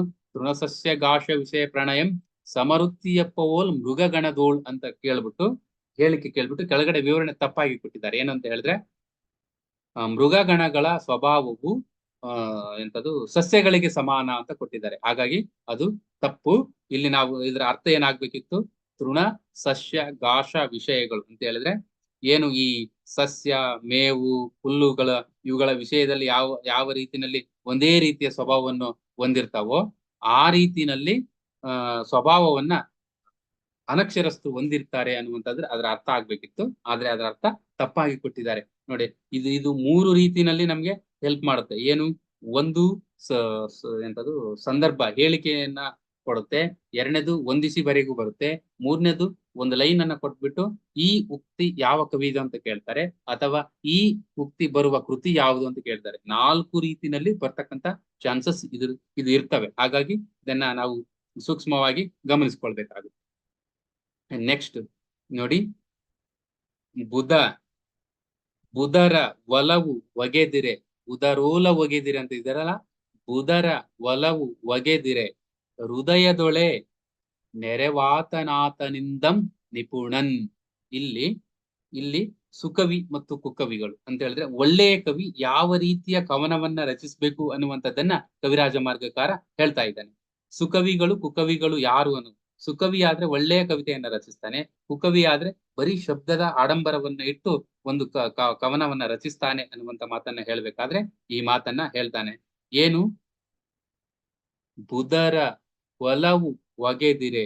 ಬುಧರ ಅಂತ ಹೇಳಿದ್ರೆ ವಿದ್ವಾಂಸರಲ್ಲಿ, ಒಗೆದಿರೆ ಅಂತ ಹೇಳಿದ್ರೆ ಒಲವು, ಒಗೆದಿರೆ ಅಂತ ಹೇಳಿದ್ರೆ ಒಲವು, ಬುಧರ ಒಲವು, ವಿದ್ವಾಂಸರ ಒಲವು ಹುಟ್ಟಬೇಕಾದ್ರೆ, ಒಗೆದಿರೆ ಹುಟ್ಟಲು, ವಿದ್ವಾಂಸರ ಒಂದು ಏನು ಒಲವು ಕಾವ್ಯದ ಮೇಲೆ ಹುಟ್ಟಬೇಕಾದ್ರೆ ಅದು ಯಾವ ರೀತಿ ಇರ್ಬೇಕು ಅಂತ ಹೇಳಿದ್ರೆ ಹೃದಯದೊಳೆ ತಾಳದ ಮಣಿಹಾರಂಭ ಓಲ್. ಒಂದು ಕಾವ್ಯವನ್ನ ರಚನೆ ಮಾಡುವಾಗ ಕವಿಯ ಕಾವ್ಯ ಯಾವ ರೀತಿ ಇರ್ಬೇಕು ಅಂತ ಹೇಳಿದ್ರೆ ವಿದ್ವಾಂಸರ ಮೇಲೆ ಅದು ಪರಿಣಾಮ ಬೀರ್ಬೇಕಾದ್ರೆ ಆತ ಓದಿದಾಗ ಆ ಕಾವ್ಯ ಮಣಿಹಾರಂಭೋಲ್, ಹೃದಯದಲ್ಲಿರ್ತಕ್ಕಂಥ ಮಣಿ ಆರಂಭ ಹೇಗಿರ್ತದೆಯೋ, ಮಣಿಹಾರದಂತೆ ಹೇಗಿರ್ತದೆಯೋ ಆ ರೀತಿನಲ್ಲಿ ಸೊಗೈಸಿದ್ರೆ ಮಾತ್ರ ಇದನ್ನ ಒಳ್ಳೆಯವರು, ಅದು ಯಾರು ವಿದ್ವಾಂಸರು ಓದ್ತಾರೆ, ಅವನು ಒಳ್ಳೆಯ ಕವಿ ಆಗ್ತಾನೆ. ಇಲ್ಲದೆ ಹೋದರೆ ವಿದ್ವಾಂಸರು ಇದನ್ನ ಮೆಚ್ಚಿಕೊಳ್ಳದೆ ಹೋದ್ರೆ, ಅವರ ಹೃದಯದಲ್ಲಿ ಇದು ಉಳಿಯದೆ ಹೋದ್ರೆ ಇದೇನಲ್ಲ ಒಳ್ಳೆಯ ಕವಿ ಅಲ್ಲ, ಅಥವಾ ಒಳ್ಳೆಯ ಕಾವ್ಯ ಅಲ್ಲ, ಅದು ಕಾವ್ಯ ದೋಷಗಳಿಂದ ಕೂಡಿರುತ್ತೆ, ಅಥವಾ ಅವನು ಕುಕವಿಯಾಗಿರ್ತಾನೆ ಅನ್ನುವಂತ ಮಾತನ್ನ ಹೇಳ್ಬೇಕಾದ್ರೆ ಈ ಮಾತನ್ನ ಹೇಳ್ತಾರೆ. ಮತ್ತೊಮ್ಮೆ ಹೇಳ್ತಾನೆ, ಬುಧರ ಒಲವು ಒಗೆದಿರೆ, ಬುಧರ ಒಲವು ಒಗೆದಿರೆ, ಬುಧರ ವಿದ್ವಾಂಸರು ಒಲವು ಒಗೆದಿರೆ ಹುಟ್ಟಿರಲು. ನೆನಪಿರ್ಲಿ, ಇದನ್ನ ನಾನು ಬಿಡಿಸಿ ಬರ್ಕೊಳ್ಬೇಕಾದ್ರೆ ಆ ರೀತಿನಲ್ಲಿ ನಾವು ಬರ್ಕೊಳ್ಬೇಕಾಗುತ್ತೆ. ಬುಧರ ಒಲವು ಒಗೆದಿರೆ ಹೃದಯದೊಳೆ ತಾಳ್ದ ಮಣಿಹಾರಂಬೋಲ್. ಒಳ್ಳೆ ವಿದ್ವಾಂಸರು ಅವರ ಆ ಕಾವ್ಯವನ್ನು ಓದುವಾಗ ಅವರಿಗೆ ಹೃದಯದಲ್ಲಿರುವ ಮಣಿಹಾರದಂತೆ ಅದು ನೆಮ್ಮದಿಯನ್ನು ಕೊಡದೆ ಹೋದ್ರೆ, ಅಥವಾ ಆ ರೀತಿಯಲ್ಲಿ ಕವಿ ಕಾವ್ಯ ರಚಿಸದೆ ಹೋದ್ರೆ ಅದು ಕಾವ್ಯವೇ ಅಲ್ಲ, ಅಥವಾ ಅವನು ಕುಕವಿ ಅಂತ ಹೇಳುವಾಗ ಈ ಮಾತನ್ನ ಹೇಳ್ತಾನೆ. ಅದನ್ನೇ ಮುಂದುವರಿಸಿ ಇನ್ನೊಂದು ಮಾತು ಹೇಳ್ತಾನೆ ನೋಡಿ, ಕೆಳಗಿಂದ 5ನೇದು. ಏನು? ಹಿರಿದರೊಳೆ ಪಿರಿದಂ ಅತ್ತಮನ್ ಅರಿಪಲ್ ನೆರೆವಾತನಾತನಿಂದಂ ನಿಪುಣನ್. ಹಿರಿದರೊಳೆ ಚಿಕ್ಕದ್ರಲ್ಲಿ, ಪಿರಿದರ್ಥಮನ್ ಅರಿಪಲ್ ಚಿಕ್ಕದ್ರಲ್ಲಿ ದೊಡ್ಡ ಅಭಿಪ್ರಾಯವನ್ನ ಮೂಡಿಸ್ಬೇಕು ಅಂತ ಹೇಳಿದ್ರೆ ಬರೀ ಶಬ್ದ ಚಮತ್ಕಾರಗಳಿಂದ ತುಂಬುವುದಲ್ಲ, ಸಣ್ಣ ಲೈನ್ ಇದ್ರೂ ಕೂಡ ಇಡೀ ಬ್ರಹ್ಮಾಂಡದ ಬಗ್ಗೆ ಮಾತಾಡ್ಬೇಕು. ಆತ ಮಾತ್ರ ಒಳ್ಳೆಯ ಕವಿ ಆಗ್ತಾನೆ. ಮತ್ತು ಏನು? ನೆರೆವಾತನಾತನಿಂದಂ, ಒಬ್ಬ ವ್ಯಕ್ತಿ ಒಂದು ವಿಷಯವನ್ನ ಇನ್ನೊಬ್ಬರಿಗೆ ಹೇಳ್ಬೇಕಾದ್ರೆ ಚೆನ್ನಾಗಿ ತಿಳಿಯುವ ರೀತಿನಲ್ಲಿ ಹೇಳ್ತಾನೆ. ಒಂದು ವೇಳೆ ಈ ಕವಿ ಹಿರಿದರೊಳೆ ಪಿರಿದಾರ್ಥಮಂ, ಚಿಕ್ಕದ್ರಲ್ಲಿ ದೊಡ್ಡ ಅರ್ಥವನ್ನ ಹೇಳಿದ್ರೆ ಯಾವ ವ್ಯಕ್ತಿ ಇನ್ನೊಬ್ಬ ವ್ಯಕ್ತಿಗೆ ತಿಳಿಸಿ ಹೇಳಲಿಕ್ಕೆ ಸಮರ್ಥನಾಗಿರ್ತಾನೋ ಆತನಿಗಿಂತ ಈತ ಜಾಣ ಅಂತ. ಅಂದ್ರೆ ಈಗ ನಾವು ಭಾಷಣ ಕೇಳ್ಬೇಕಾದ್ರೆ ಬಹಳ ಚೆನ್ನಾಗಿ ಮಾತಾಡ್ತಾನೆ ಅಂತ ಹೇಳ್ತೀವಿ, ಅಂದ್ರೆ ತಿಳಿಯುವ ರೀತಿನಲ್ಲಿ ಹೇಳ್ತಾನೆ ಅಂತ ಹೇಳ್ತೀವಿ. ಆ ರೀತಿನಲ್ಲಿ ಯಾರು ತಿಳಿಯುವ ರೀತಿನಲ್ಲಿ ಹೇಳ್ತಾ ಇರ್ತಾರೋ, ನೆರೆವಾತನಾತನಿಂದಂ, ಬೇರೆಯವರಿಗೆ ನೆರೆಯವರಿಗೆ ಏನು ತಾವು ತಮ್ಮ ವಿಚಾರವನ್ನ ಹೇಳ್ತಿರ್ತಾರೋ ಅವರಿಗಿಂತಲೂ ಕೂಡ ಈತ ಬುದ್ಧಿವಂತ, ಹಾಗಾಗಿ ಈತ ಸುಕವಿ ಅನ್ನುವಂತ ಮಾತನ್ನ ಇಲ್ಲಿ ಕವಿ ನೆನಪಿಗೆ ಹೇಳ್ತಾರೆ. ಮತ್ತೊಮ್ಮೆ, ಹಿರಿದರೊಳೆ ಅಂದ್ರೆ ಚಿಕ್ಕದರಲ್ಲಿ, ಪಿರಿದರ್ಥಮನ್, ಪಿರಿದರ್ಥಂ ಪಿರಿದು ಹಿರಿದು, ಅರ್ಥಮನ್ ಅರ್ಥವನ್ನು, ಅರಿಪಲ್ ಅಂದ್ರೆ ಹೇಳಲು, ತಿಳಿದುಕೊಳ್ಳಲು, ಭಾಸವಾಗುವಂತೆ ಮಾಡಲು. ಆತ ಯಾವ ರೀತಿ ಅಂತ ಹೇಳಿದ್ರೆ ನೆರೆವಾತನಿಂದಂ ನಿಪುಣನ್, ಆತನಿಗುಂತ ಆತ ನಿಪುಣನಾಗಿರ್ತಾನೆ ಅನ್ನುವಂತ ಮಾತನ್ನ ಹೇಳ್ತಾನೆ. ಅಂತ ಹೇಳಿದ್ರೆ ತಾನು ತನ್ನ ಆಲೋಚನೆಗಳನ್ನ ಇತರರಿಗೆ ತಿಳಿಸ್ಲಿಕ್ಕೆ ಬಲ್ಲವನಾಗಿರ್ತಾನಲ್ಲ, ಅಂದ್ರೆ ತಾನೇನ್ ಅಂದ್ಕೊಂಡಿರ್ತಾನೋ ಅವರಿಗೆ ಇನ್ನೊಬ್ಬರಿಗೆ ಹೇಳ್ತಿರ್ತಾನಲ್ಲ ಆತ, ಅಂದ್ರೆ ಅವರಿಗೆ ಅರ್ಥವಾಗುವ ರೀತಿಯಲ್ಲಿ ಆತನಿಗಿಂತ ಈತ ಬಹಳ ನಿಪುಣನಾಗಿರ್ತಾನೆ ಅನ್ನುವಂತ ಮಾತನ್ನ ಇಲ್ಲಿ ನಾವು ತಿಳ್ಕೊಳ್ಬೇಕಾಗುತ್ತೆ. ನೆಕ್ಸ್ಟ್ 6ನೇದು ಸವಿಶೇಷ ಶಬ್ದ ರಚನಂ. ಇದು ಕಾವ್ಯ ಲಕ್ಷಣಕ್ಕೆ ಸಂಬಂಧಪಟ್ಟದ್ದು. ಮೇಲಿನ 2 ಲೈನ್ಗಳು ಸುಕವಿ ಮತ್ತು ಕುಕವಿಗೆ ಸಂಬಂಧಪಟ್ಟದ್ದು. ಅದಕ್ಕಿಂತ ಮೇಲಿನದು ಒಬ್ಬ ನಿಜವಾದ ಒಳ್ಳೆಯ ಉಕ್ತವಾದ ವಿದ್ಯಾವಂತ ಕವಿಗೆ ಸಂಬಂಧಪಟ್ಟದ್ದು. ಅದಕ್ಕಿಂತ ಮೇಲಿನದು ಪರಮ ಅಲಂಕಾರ ಉಚಿತ, ಅದು ಪೂರ್ವ ಕವಿಗಳಿಗೆ ಸಂಬಂಧಪಟ್ಟದ್ದು. ಈಗ 6ನೇದು ಇದೆಯಲ್ಲ, ಸವಿಶೇಷ ಶಬ್ದ ರಚನಂ. ಇದು ಒಂದು ಕಾವ್ಯವನ್ನ ರಚಿಸಬೇಕಾದ್ರೆ ಆತನಲ್ಲಿ ಮೂಡಿ ಬರ್ತಕ್ಕಂತ ಶಬ್ದಗಳಿರ್ತಾವಲ್ಲ, ಆ ಶಬ್ದಗಳ ರಚನೆ ವಿವಿಧಾರ್ಥ ವ್ಯಕ್ತಿ ವರ್ತಿತಾಲಂಕಾರಂ. ಒಂದು ಸ ಶಬ್ದ, ಸರಿಯಾದ ಶಬ್ದ, ಸಶೇಷ ಶಬ್ದ, ಸರಿಯಾದ ಶಬ್ದವನ್ನ ಮತ್ತು ಸರಿಯಾದ ಅರ್ಥಗಳನ್ನ, ಅಂದ್ರೆ ರಚನಂ ಆತ ಕಟ್ಟತಕ್ಕಂತ ಆ ಶಬ್ದಗಳ ರಚನೆಯ ಅರ್ಥ ಇರ್ತದೆಯಲ್ಲ, ವಿವಿಧ ರೀತಿಯ ಅರ್ಥಗಳನ್ನ ಕೊಡ್ಬೇಕು. ಆ ರೀತಿಯ ಅರ್ಥಗಳನ್ನ ಕೊಟ್ಟಾಗ ಮಾತ್ರ ಅದು ಉತ್ತಮವಾದ ಕಾವ್ಯ ಆಗುತ್ತೆ. ಅಥವಾ ವಿವಿಧ ಅರ್ಥಗಳ ಅಭಿವ್ಯಕ್ತಿಯಿಂದ ಅಲಂಕೃತವಾಗಿದ್ರೆ ಮಾತ್ರ ಅದು ಒಳ್ಳೆಯ ಅರ್ಥವನ್ನ, ಒಳ್ಳೆಯ ಕಾವ್ಯವನ್ನ, ಒಳ್ಳೆಯ ವಿವರಣೆಯನ್ನ ಕೊಡ್ಲಿಕ್ಕೆ ಸಾಧ್ಯ ಇರುತ್ತೆ. ಹಾಗಾಗಿ ಸವಿಶೇಷವಾದ ಯಾವ್ಯಾವ್ದೋ ಶಬ್ದಗಳನ್ನು ತಂದು ಇಲ್ಲಿ ಹಾಕುವ ಬದಲು ಒಳ್ಳೊಳ್ಳೆ ಶಬ್ದಗಳನ್ನ, ಆ ಶಬ್ದಗಳು ವಿವಿಧ ರೀತಿಯ ಅರ್ಥಗಳನ್ನ ಕೊಡುವಂತಿದ್ರೆ ಮಾತ್ರ ಅದು ಒಳ್ಳೆಯ ಕಾವ್ಯ ಅಥವಾ ಅದು ಕಾವ್ಯದ ಲಕ್ಷಣ ಅನ್ನುವಂಥ ಮಾತನ್ನ ಇಲ್ಲಿ ಹೇಳ್ತಾನೆ. ಈಗ ನಾವು ಕೂಡ ಕಾವ್ಯಗಳನ್ನ ಬರಿತಾ ಇರ್ತೀವಿ. ಬಲವಂತವಾಗಿ ಏನೋ ಬರಿಲಿಕ್ಕೆ ಹೋದಾಗ ಅದು ಏನಾಗುತ್ತೆ ಅಂತ ಹೇಳಿದ್ರೆ ಬರೀ ಶಬ್ದಗಳ ಅಂದ್ರೆ ಹೇಳುವುದನ್ನ ನೇರವಾಗಿ ಹೇಳ್ಬಿಡ್ತೀವಿ. ಕಾವ್ಯ ಅಂದ್ರೆ ಹೇಳುವುದನ್ನ ವ್ಯಾಚ್ಯವಾಗಿ ಅಥವಾ ಅಡಗು ತಾಣ ಅಂತ ಹೇಳ್ತೀವಲ್ಲ, ಅಡಗುನ ರೀತಿನಲ್ಲಿ, ಅಡಗಿಕೊಳ್ಳುವ ರೀತಿನಲ್ಲಿ ಹೇಳ್ತಾ ಇರ್ತಾರೆ ಕವಿಗಳು. ಯಾಕಂದ್ರೆ ಒಂದರ್ಥ ಕೊಡೋದಿಲ್ಲ ಕಾವ್ಯ, ಬೇರೆ ಬೇರೆ ರೀತಿಯ ಅರ್ಥವನ್ನ ಕೊಡ್ತಾ ಇರುತ್ತೆ. ಹಾಗೆ ಬೇರೆ ಬೇರೆ ರೀತಿಯ ಅರ್ಥ ಕೊಡುವ ರೀತಿನಲ್ಲಿ ಇರಬೇಕೇ ಹೊರತು ಯಾವುದೋ ಒಂದು ಶಬ್ದ ಒಂದು ಅರ್ಥವನ್ನ ಕೊಡುವ ರೀತಿನಲ್ಲಿ ಇರಬಾರ್ದು ಅನ್ನುವಂತ ಮಾತನ್ನ ಹೇಳ್ಬೇಕಾದ್ರೆ ಈ ಮಾತನ್ನ ಕವಿರಾಜ ಮಾರ್ಗಕಾರ ಹೇಳ್ತಾನೆ. ಏನು? ಸವಿಶೇಷ ಶಬ್ದ ರಚನಂ. ಸವಿಶೇಷ ಅಂತ ಹೇಳಿದ್ರೆ ಸರಿಯಾದ ಶಬ್ದವನ್ನ ರಚನೆ ಮಾಡಿ ಅಂದವಾಗಿ ರೂಪಿಸಿದಂತಹ ವಿವಿಧ ಅರ್ಥಗಳನ್ನ ಕೊಡ್ತಕ್ಕಂತಹ ಆ ಅರ್ಥ ಅಲಂಕೃತವಾಗಿರ್ಬೇಕು. ಅಂತವುಗಳನ್ನ ನಾವು ಬರಿಬೇಕು. ಅದು ಕಾವ್ಯದ ಲಕ್ಷಣ. ಕಾವ್ಯ ಹೀಗಿರ್ಬೇಕು ಅಂತ ಕವಿರಾಜ ಮಾರ್ಗಕಾರ ನಮ್ಗೆ ಇಲ್ಲಿ ಹೇಳ್ತಾ ಇದೆ. ಮುಂದೆ ನೋಡಿ, ಒಬ್ಬ ಕವಿಯಾದವನು ಯಾವ ರೀತಿನಲ್ಲಿ ಇರ್ಬೇಕು ಅನ್ನುವಂತ, ಅಂದ್ರೆ ಕವಿ ಕೇವಲ ಒಂದು ವಿಚಾರವನ್ನ ತಿಳ್ಕೊಂಡ್ರೆ ಸಾಕಾಗಲ್ಲ, ಆ ವಿಚಾರ ಬೇರೆ ಬೇರೆ ರೀತಿನಲ್ಲಿ ತಿಳ್ಕೊಂಡಿರ್ಬೇಕು. ಆತನಿಗೆ ಅಂದ್ರೆ ಲೋಕಜ್ಞಾನ ಇರಬೇಕು, ಲೌಕಿಕ ಜ್ಞಾನ ಇರಬೇಕು, ಸಕಲ ಭಾಷೆಗಳ ಜ್ಞಾನ ಇರಬೇಕು, ವಿದ್ಯೆ ಇರಬೇಕು. ಅಂತವನು ಮಾತ್ರ ಕವಿ ಕಾವ್ಯ ರಚಿಸಲಿಕ್ಕೆ ಸಾಧ್ಯ ಇದೆ ಅನ್ನುವಂತ ಮಾತನ್ನ ಆತ ಇಲ್ಲಿ ಹೇಳ್ತಾನೆ. ನೋಡಿ, ಪ್ರಕಟತರ ವಸ್ತು ವಿಸ್ತಾರ. ಯಾವ ಕವಿ ತನ್ನ ಕಾವ್ಯವನ್ನ ರಚಿಸ್ಲಿಕ್ಕೆ ಒಂದು ವಸ್ತುವನ್ನ ತಗೊಳ್ತಾನೋ ಆ ವಸ್ತುವಿನ ವಿಸ್ತಾರವಾದ ಆಳವಾದ ಅಧ್ಯಯನ ಕವಿಗೆ ಇರ್ಬೇಕು ಅನ್ನುವಂತ ಮಾತನ್ನ ಹೇಳ್ತಾನೆ. ಪ್ರಕಟತರ ಅಂದ್ರೆ ತಾನು ಪ್ರಕಟಿಸ್ತಕ್ಕಂತ ವಸ್ತುವಿನ ವಿಸ್ತಾರದ ಕುರಿತಾಗಿ ಆತನಿಗೆ ಅರಿವಿರ್ಬೇಕು. ಅಷ್ಟು ಮಾತ್ರವಲ್ಲ, ವಿಕಲ್ಪ ವಿಧನ್ ಅಲ್ಲದೆ ವೈವಿಧ್ಯ ಅಂದ್ರೆ ವಿಕಲ್ಪ ವಿಧನ್ ವೈವಿಧ್ಯದ ಅರಿವು ಆತನಿಗಿರ್ಬೇಕು. ಆ ವಸ್ತುವಿನ ವೈವಿಧ್ಯ, ವಿಸ್ತಾರ ಮತ್ತು ವೈವಿಧ್ಯದ ಅರಿವು ಆತನಿಗಿರ್ಬೇಕು. ಒಂದು ವೇಳೆ ವಿಕಲ್ಪ ವಿಧನ್ ಅಲ್ಲ ಅದಾಗದು, ಒಂದು ವೇಳೆ ಅದು ಆತನ ಹತ್ರ ಆ ತಿಳುವಳಿಕೆ ಇಲ್ಲದೆ ಹೋದ್ರೆ ಆತನಿಗೆ ಅದು ಹೇಳಲಿಕ್ಕೆ ಆಗಲ್ಲ. ಅದಾಗದು ಪೇಳಲ್. ತಾನು ಕಾವ್ಯದ ವಸ್ತುವನ್ನು ಇಟ್ಕೊಂಡು ಏನನ್ನು ಹೇಳ್ಬೇಕಂತಿರ್ತಾನೋ ಅದನ್ನ ಹೇಳಲಿಕ್ಕೆ ಸಾಧ್ಯ ಇಲ್ಲ. ಹಾಗಾಗಿ ಕವಿಯಾದವನಿಗೆ ಈ ರೀತಿಯ ಲೋಕ ಜ್ಞಾನ ಇರಬೇಕು. ತಾನು ಹೇಳುವ ಕಾವ್ಯದ ವಸ್ತುವಿನ ಆಳದ ಜ್ಞಾನ ಇರಬೇಕು. ಅಂದಾಗ ಮಾತ್ರ ಆ ಕಾವ್ಯ ಉತ್ತಮವಾದ ಕಾವ್ಯ ಆಗುತ್ತೆ ಅನ್ನುವಂತಹ ಮಾತನ್ನು ಇದು ಪಂಡಿತರಿಗೆ ಸಂಬಂಧಪಟ್ಟ ಹಾಗೆ. ಅಂದ್ರೆ ಆ ಪಂಡಿತನಿಗೆ ತಿಳುವಳಿಕೆ ಇರಬೇಕು. ತಿಳುವಳಿಕೆ ಇದ್ರೆ ಅವನು ಪಂಡಿತ ಅಂತ ನಾವ್ ಹೇಳ್ತೀವಿ ಅಲ್ವಾ? ಆ ತಿಳುವಳಿಕೆ ಆ ಪಂಡಿತನಲ್ಲಿ ಇರಬೇಕು.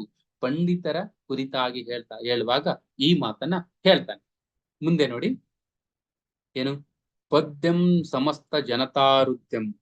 ಪದ್ಯ ಅಂತಕ್ಕಂಥದ್ದು ಏನಿದೆಯಲ್ಲ ಅದು ಎಲ್ಲರನ್ನೂ ಸೂರೆಗೊಳ್ತಕ್ಕಂಥದ್ದು. ಈಗ ಆ ಪದ್ಯವನ್ನೇ ರಾಗ ಹಾಕಿ ಆಡಿದ್ರೆ ಯಾರು ಕೂಡ ನಾವು ಮನಸೋಲಲ್ಲ ಹೇಳಿ, ಎಲ್ರೂ ಮನಸೋತೇ ಸೋಲ್ತೀವಿ. ಹಾಗಾಗಿ ಆ ಪದ್ಯ ಅಂತಕ್ಕಂಥದ್ದು ಎಲ್ಲಾ ಜನರಿಗೂ ಕೂಡ ಹೃದಯವಾಗಿರ್ತಕ್ಕಂಥದ್ದು. ನಾವ್ ಇಲ್ಲಿ ಇನ್ನೊಂದು ನೆನಪಿಸ್ಕೊಳ್ಬೇಕು, ಹಿಂದಕ್ಕೆ ಹೋಗ್ಬೇಕು. ಯಾರು ಅದು ಎಂತದ್ದು ರಾಮಾಶ್ವಮೇಧ, ಮನೋರಮೆ ಮುದ್ದಣರ ಹಿಂದಕ್ಕೆ ಹೋದ್ರೆ ಆತ ಏನ್ ಹೇಳ್ತಾನೆ, ಆಕೆ ಏನ್ ಹೇಳ್ತಾಳೆ, ನೀರಿಳಿಯದ ಗಂಟಲೋಳ್ ಕಡುಬಂ ತುರುಕಿದಂತಾಯ್ತು ಅಂತ ಹೇಳುವಾಗ ಆಕೆ ಏನ್ ಹೇಳ್ತಾಳೆ, ಪದ್ಯ ನನ್ಗೆ ಗೊತ್ತಾಗಲ್ಲ, ಗದ್ಯದಲ್ಲಿ ಹೇಳು ಅಂತ ಹೇಳ್ತಾಳೆ ಅಲ್ವಾ. ಸೊ ಇಲ್ಲಿ ಉಲ್ಟಾ ಇದೆ, ಪದ್ಯಂ ಸಮಸ್ತ ಜನತಾರುದ್ಯಂ, ಪದ್ಯ ಎಲ್ಲರ ಹೃದಯವನ್ನು ಕೂಡ ಸೂರೆಗೊಳ್ಳುತ್ತೆ ಅಂತ ಅನ್ನುವಂತ ಮಾತು.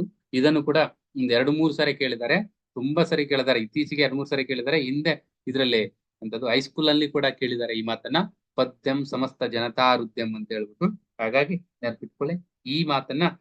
ಕವಿ ಕಾವ್ಯದ ಕುರಿತು ಹೇಳುವಾಗ ಅಥವಾ ಕಾವ್ಯವನ್ನು ಎಲ್ಲರೂ ಇಷ್ಟಪಡ್ತಾರೆ ಅಂತ ಹೇಳುವಾಗ ಈ ಮಾತನ್ನ ಹೇಳ್ತಾನೆ, ನೆನಪಿರ್ಲಿ. ಸೊ ಹಾಗಾಗಿ ಇದನ್ನು ಕೂಡ ನಾವು ನೆನಪಿಟ್ಕೊಳ್ಬೇಕು. ಈಗ 9ನೆಯ ವಿಚಾರ, ನುಡಿಗೆಲ್ಲಂ ಸಲ್ಲದ ಕನ್ನಡದೋಳ್ ಚೆತ್ತಾಣಮಂ ಬೆದಂಡಿಯು. ಇದು ಬಹಳ ಹೊಸ ವಿಚಾರ. ಯಾಕಂತ ಹೇಳಿದ್ರೆ ಈ ಚೆತ್ತಂಡೆ ಮತ್ತು ಚೆತ್ತಾಣ ಮತ್ತು ಬೆದಂಡೆಯ ಕುರಿತು ಯಾರೂ ಕೂಡ ಹೇಳಿಲ್ಲ. ಮತ್ತೆ ಈ ಚೆತ್ತಾಣ ಮತ್ತು ಬೆದಂಡೆಯ ರೀತಿನಲ್ಲಿ ಯಾವುದೇ ಕಾವ್ಯಗಳು ಕೂಡ ನಮ್ಗೆ ರಚನೆ ಆಗಿಲ್ಲ. ಇದು ಒಂದ್ ರೀತಿಯಲ್ಲಿ ಹೊಸತು. ಅದರಿಂದ ಇತ್ತೋ ಗೊತ್ತಿಲ್ಲ, ಮುಂದೆ ಇದ್ದೋ ಗೊತ್ತಿಲ್ಲ. ಇದರ ಬಗ್ಗೆ ಬೇರೆ ಬೇರೆಯವರು ಲೇಖನಿಗಳನ್ನು ಬರೆದಿದ್ದಾರೆ, ಅದ್ರ ಬಗ್ಗೆ ಮಾತಾಡ್ತಾರೆ, ಅವುಗಳು ಹೀಗಿತ್ತು ಆಗಿತ್ತು ಅಂತ ಹೇಳ್ತಾರೆ ಹೊರತು ಯಾವುದೇ ರೀತಿಯ ಈ ಚೆತ್ತಾಣದಲ್ಲಿ ಬೆದಂಡೆಯಲ್ಲಿ, ಈ ಚೆತ್ತಾಣ ಬೆದಂಡೆ ಅನ್ನುವಂಥದ್ದು ಹೇಗೆ ಅಂತ ಹೇಳಿದ್ರೆ ಕಂದ ಪದ್ಯ ಷಟ್ಪದಿ ಹೇಗೋ ಹಾಗೆ ಛಂದಸ್ಸಿನಲ್ಲಿ ಇದು ಕೂಡ ಒಂದು ಅಂತ. ಹಾಗಾಗಿ ಈಗ ಚಂಪು ಹೇಗೆ ನಾವು ಬರಿತೇವೋ, ಅದು ಕಂದ ಪದ್ಯವನ್ನ ಮತ್ತು ಗದ್ಯವನ್ನ ಸೇರಿಸಿದ್ರೆ ನಾವು ಚಂಪು ಅಂತ ಹೇಳ್ತೀವಲ್ಲ, ಆ ರೀತಿನಲ್ಲೂ ಕೂಡ ಇದು ಇದೆ. ಅದೇ ರೀತಿನಲ್ಲೂ ಕೂಡ ಅಂದ್ರೆ ಅದೇ ರೀತಿ ಅಂದ್ರೆ ಆ ರೀತಿಯ ಒಂದು ಪ್ರಭೇದ ಇದೆ. ಅದೇ ರೀತಿ ಅಂತ ಹೇಳಿದ್ರೆ ಹಾಗೆ ಅಲ್ಲ, ಆ ರೀತಿಯ ಒಂದು ಪ್ರಭೇದ. ಆದ್ರೆ ಇದುವರೆಗೂ ಇದಕ್ಕೆ ಸಂಬಂಧಪಟ್ಟಂತ ಯಾವುದೇ ಕೃತಿಗಳು ನಮ್ಗೆ ಸಿಕ್ಕಿಲ್ಲ. ನಮ್ಗೆ ಈ ವಿಚಾರದ ಕುರಿತು ಹೆಚ್ಚಿನ ಮಾಹಿತಿ ಬೇಕಾದ್ರೆ ಅದು ಪ್ರಾಚೀನ ಕನ್ನಡ ಸಾಹಿತ್ಯ ರೂಪಗಳು ರಂಶ್ರೀ ಮುಗುಳಿಯವರದ್ದು ಓದಿದ್ರೆ ನಿಮ್ಗೆ ಗೊತ್ತಾಗುತ್ತೆ.